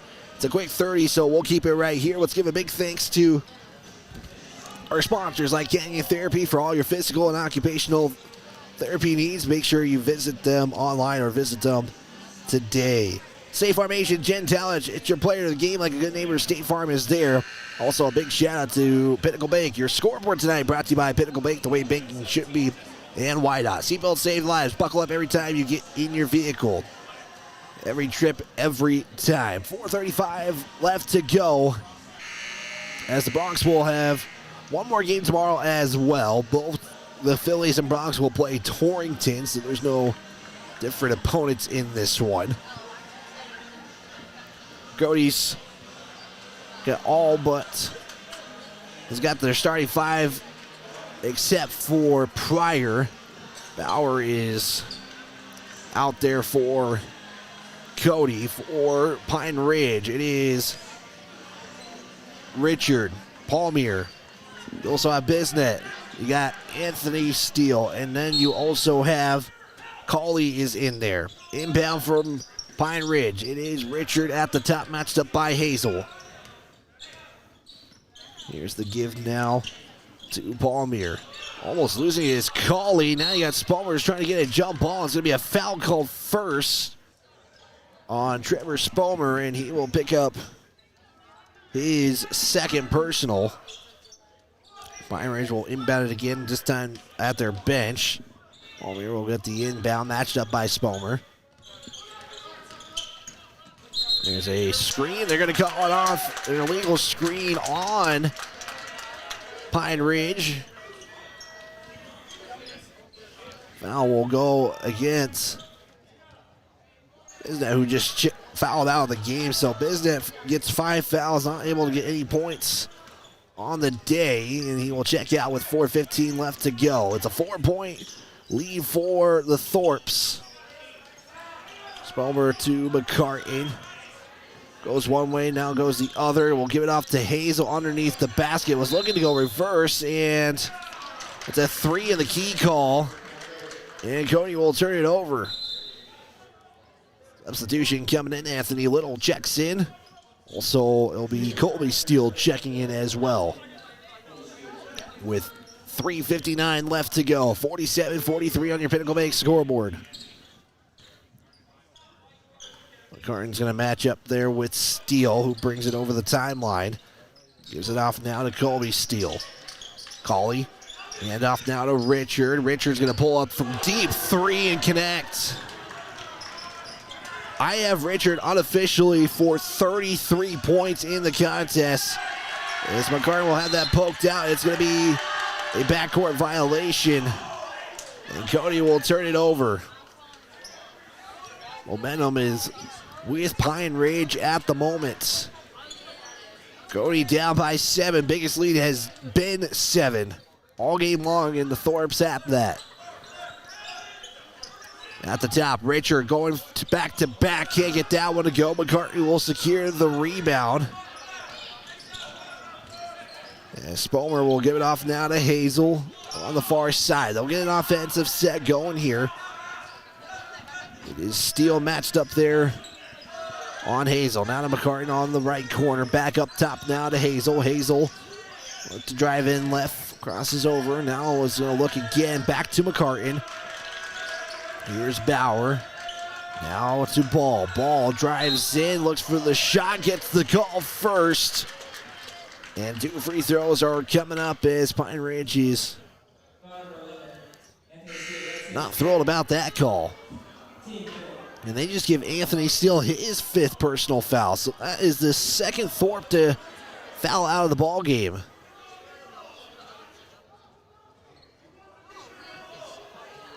And now we're getting some confusion from Pine Ridge. They are going to save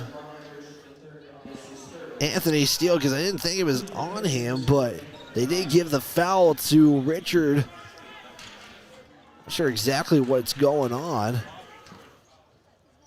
As McCartney and Coach McCartney and Johnson are laughing about it. His Ball will make the first free throw. Not sure exactly what happened there. I know they gave the foul originally to Steele, but Steele was advocating he wasn't even near Ball when the foul occurred, and that's the case.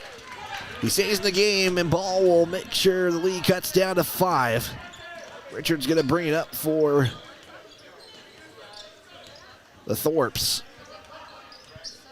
Matched up by Hazel. Richard now, defense switches to Ball. Here's the give up now to Steele. He's going to launch a 3 as he stays back in. The 3 is no good. Ball secures the rebound. This now to either make it it's either a 3 or a 2-point game, and it's going to be a foul on Little on the floor, and it keeps possession with Cody. And with that, we are in bonus, with Hazel going to the line to shoot 2. This down to make it a 3-point game if he can make both. Hazel has 18 on the game. Ball did get 20 just moments ago with those free throws. Hazel will make the first. Makes it now a 4-point game for Pine Ridge.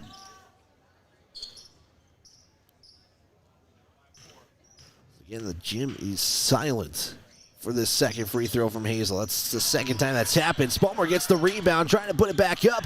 He can't get it to go, and the second opportunity does not work for the Bronx. And we stay at a 4-point game. Still plenty of time for Cody in this one.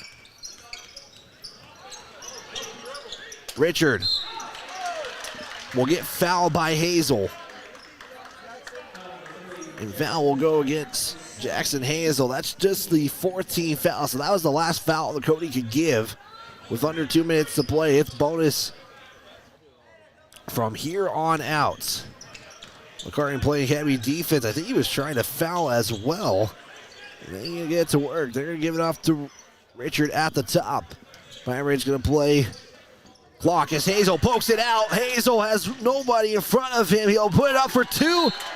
And it's a 2-point game. A timeout quickly taken by Cody, courtesy of the steal from Jackson Hazel. 1:40 left to go. Pine Ridge 50, Cody 48. It's a quick timeout. We'll keep it here on 103.3, the Rage, a Hart Mountain Broadcasting Station. Cali, Cody, Wyatt Barichka, McKenna back in the studio. And Cody has outscored Pine Ridge 11-8 in this fourth quarter. We still have 1:40 left to go. In quarter number 4, it's a 2-point game, and right now it was the 7 points in the fourth quarter to give Pine Ridge their biggest lead of the contest by either team. Cody has had a 6-point lead, and Cody's just kind of one bite at a time. Can't eat everything in one go. So Pine Ridge will get the basketball after the layup. and steal from Jackson Hazel made it a 2-point game. 1:40 left to go. Foul trouble. McCartan is the only one for Cody with 3. Pine Ridge has 1 out and 1 a foul away, and Anthony Steele. Richard, he's at the top. We're going to see Parker Hine check in next. Dead ball as Pine Ridge going to start playing some clock. Colley, hand off to Richard. Spomer switches now, gives Hazel back the matchup. Richard looks. Hazel continuing to play some tight defense. They're able to give it off now to Anthony Steele. They're going to quickly try to give it off now to Colby Steele. They're really doing a good job playing keep away right now. They've taken plenty of time. It's been past 40 seconds, under a minute left to go. Cody is needing to get the basketball back. They don't have a foul to give. There's a three-pointer. Here's a chance for Cody to take the lead. Trent Bauer is also in for the Bronx.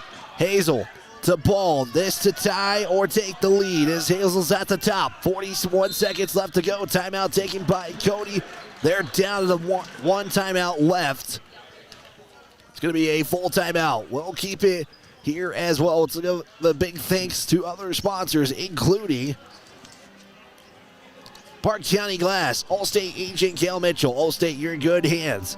Haskell's Furniture and Flooring, Keel Sanitation, your halftime report, Woodward Tractor, and Breadboard, your sub-shop post-game show, located at the top of Grable Hill in Cody. So Cody, knowing that Pine Ridge was able to play keep away for a while, going to have to get a good offensive possession here. Cody's only down by 2 with 40.7 seconds left to go. Again, no shot clock in Wyoming High School basketball. Both teams now sitting with 1 timeout left, as this is a lengthy timeout, it feels like. So you got about 15 seconds before action resumes. Let's see who Cody has out there for their 5. Yeah, I think situationally as well. We know Parker Hine is back into the ballgame. It's going to be Trent Bauer, Parker Hine, Grady McCartan, Maddox Ball, and Jackson Hazel. The 5 out there for the Bronx.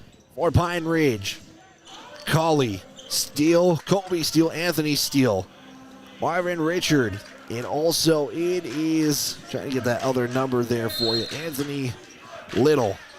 Pine Ridge bench getting excited. McCartan will give it off to Hazel. Hazel's going to get the screen from Ball. Hazel in the paint. Back out McCartan. Here it is for the lead. Can't get it to go. And now you got a foul if you're Cody, and they do get the foul. As Hazel is having a discussion with Coach, explaining why he did what he did. And McCartan's like, all right, I get ya. So this will put Colby Steele to the line. He only has 3 points in the contest. First trip for him at the line. This could potentially make it a 4-point game if he can make both. First free throw is short, so we know it's going to be at least a 1-score game if Cody does get the 3. This to make it a 3-point lead. He'll get it to drop, so it's 51-48. 22 seconds left to go. Hazel is going to slow things down. He passes the midcourt stripe at the top. Hazel swinging to McCartan. McCartan for the tie. He will miss it. And it's going to hit the out-of-bounds line. And it will go to Pine Ridge. So they've gone for the 3 twice and have come empty-handed. They're going to get a quick foul on Ball. And just trying to extend this game just a little bit longer. 10.8 left to go. And going to the line is the man with 33 points in Marvin Richard. Richard has gone perfect from the line. He's gone 6 of 6 on the day, and these are more important now than ever. First free throw is left short. This would make it a 2-possession game if he makes it. We'll see if it goes in. It does. We'll see if they get a timeout. 10 seconds left to go. Hazel's got to quickly get a score here. Tries to hurry it up. Goes for the 2. Can't get that shot to go.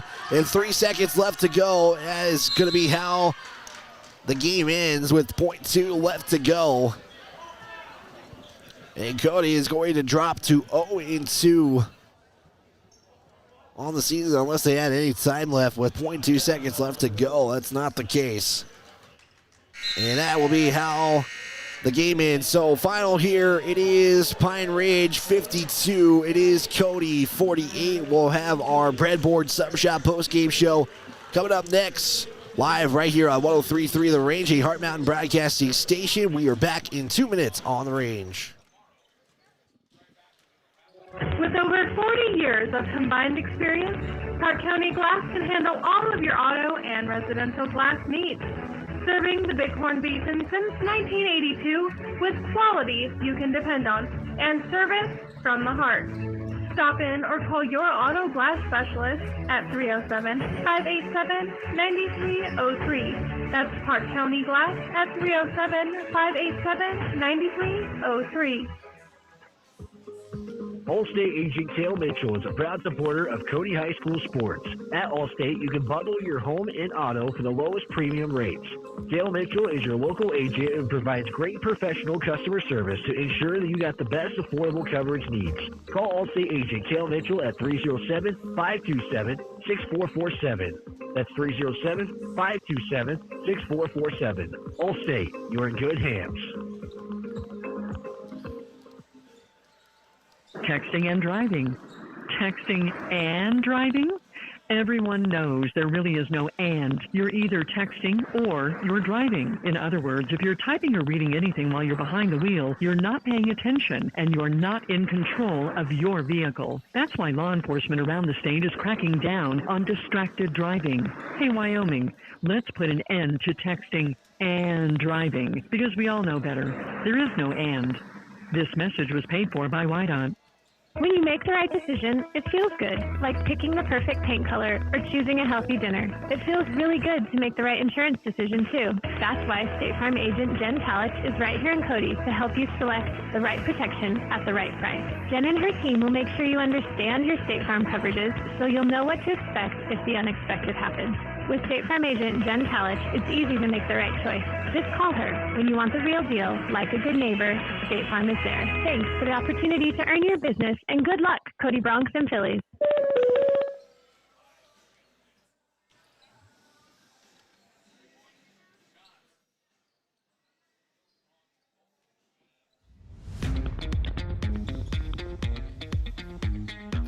Time now for our Breadboard Sub Shop postgame show on 103.3 The Range and online at myheartmountainradio.com. It's a final from Gillette, Campbell County High School. Your final in this one. The Cody Bronx will fall for a second straight time in this early bird invitational against, this time, to Pine Ridge. 52-48. Pine Ridge would get a 7-point lead going into the fourth quarter. That would be how, or excuse me, a 5-point lead going into the fourth quarter. It was enough to hold on against the Bronx, even though they were down 7 at one point. Was Cody. Pine Ridge was down as much as 6 at one point in the contest. Again, your final in this one, 52-48. It would be 10-11 to start this contest in favor of Pine Ridge. Cody would outscore Pine Ridge on the second, 15-12, to make it 25-23 in favor of Cody. Cody would fall in the third quarter, trailing 42-37 going into the fourth. It was a 19-12 advantage for Pine Ridge, and then Pine Ridge would be outscored by the Bronx 11-10 in the fourth quarter. But, however, it was enough again for Pine Ridge to hold on by 4. 52-48 is your final for Cody Bronx. Again, they will be back in action tomorrow against Torrington. We'll step aside, give you some numbers to wrap this one up. We'll give the team's numbers first next after this 2-minute timeout live on 103.3 The Range, a Heart Mountain broadcasting station. The Hey guys, this is Zach Haskell with Haskell Furniture and Flooring. We are a proud supporter of the Cody Bronson Phillies this season. If you want selection, we have the best selection for you with the best prices. From mattresses to flooring or recliners to fireplaces, we have everything you need in stock. No need to drive out of town when we have everything here locally for your next selection. Stop in at Haskell Furniture and Flooring in Cody, Lovell, Worland, and Riverton, where we have the best prices and better service. When life slows you down, Kenya Therapy in Cody helps you get back on your feet. Whether you're recovering from an injury, managing pain, or working to regain strength and mobility, Kenya Therapy offers expert physical and occupational therapy service tailored to you. Our experienced team works with you one-on-one to create a personalized treatment plan, helping you to move better and live more comfortably. We treat people, not just conditions, in a caring and supportive environment. Kenya Therapy is a proud supporter of the Cody Bronx and Cody Phillies. Get back to the life you love with Kenya Therapy. Visit KenyaTherapy.com or call today to schedule your next appointment. If you are looking for custom metal work that will stand the test of time, Cascade Services specializes in high-quality welding and fabrication for all of your needs. Whether it's stunning custom railings, sleek staircases, or unique metal projects, we bring your vision to life with precision and care. No project is too big or too small. Craftsmanship you can trust and built to last. Call Cascade Services today at 307-202-2433 to get started on your custom project. Woodward Tractor is your one-stop dealer for all your Takahauchi equipment and service needs. Takahauchi is known the world over for its purpose-built design philosophy, innovative technology, and dependable service after the sale. And now at Woodward Tractor, get 0% financing on all Takahauchi machines, excavators, track loaders, and wheel loaders. Special financing options are also available on Takahauchi brand attachments. See Woodward Tractor on Blackburn in Cody.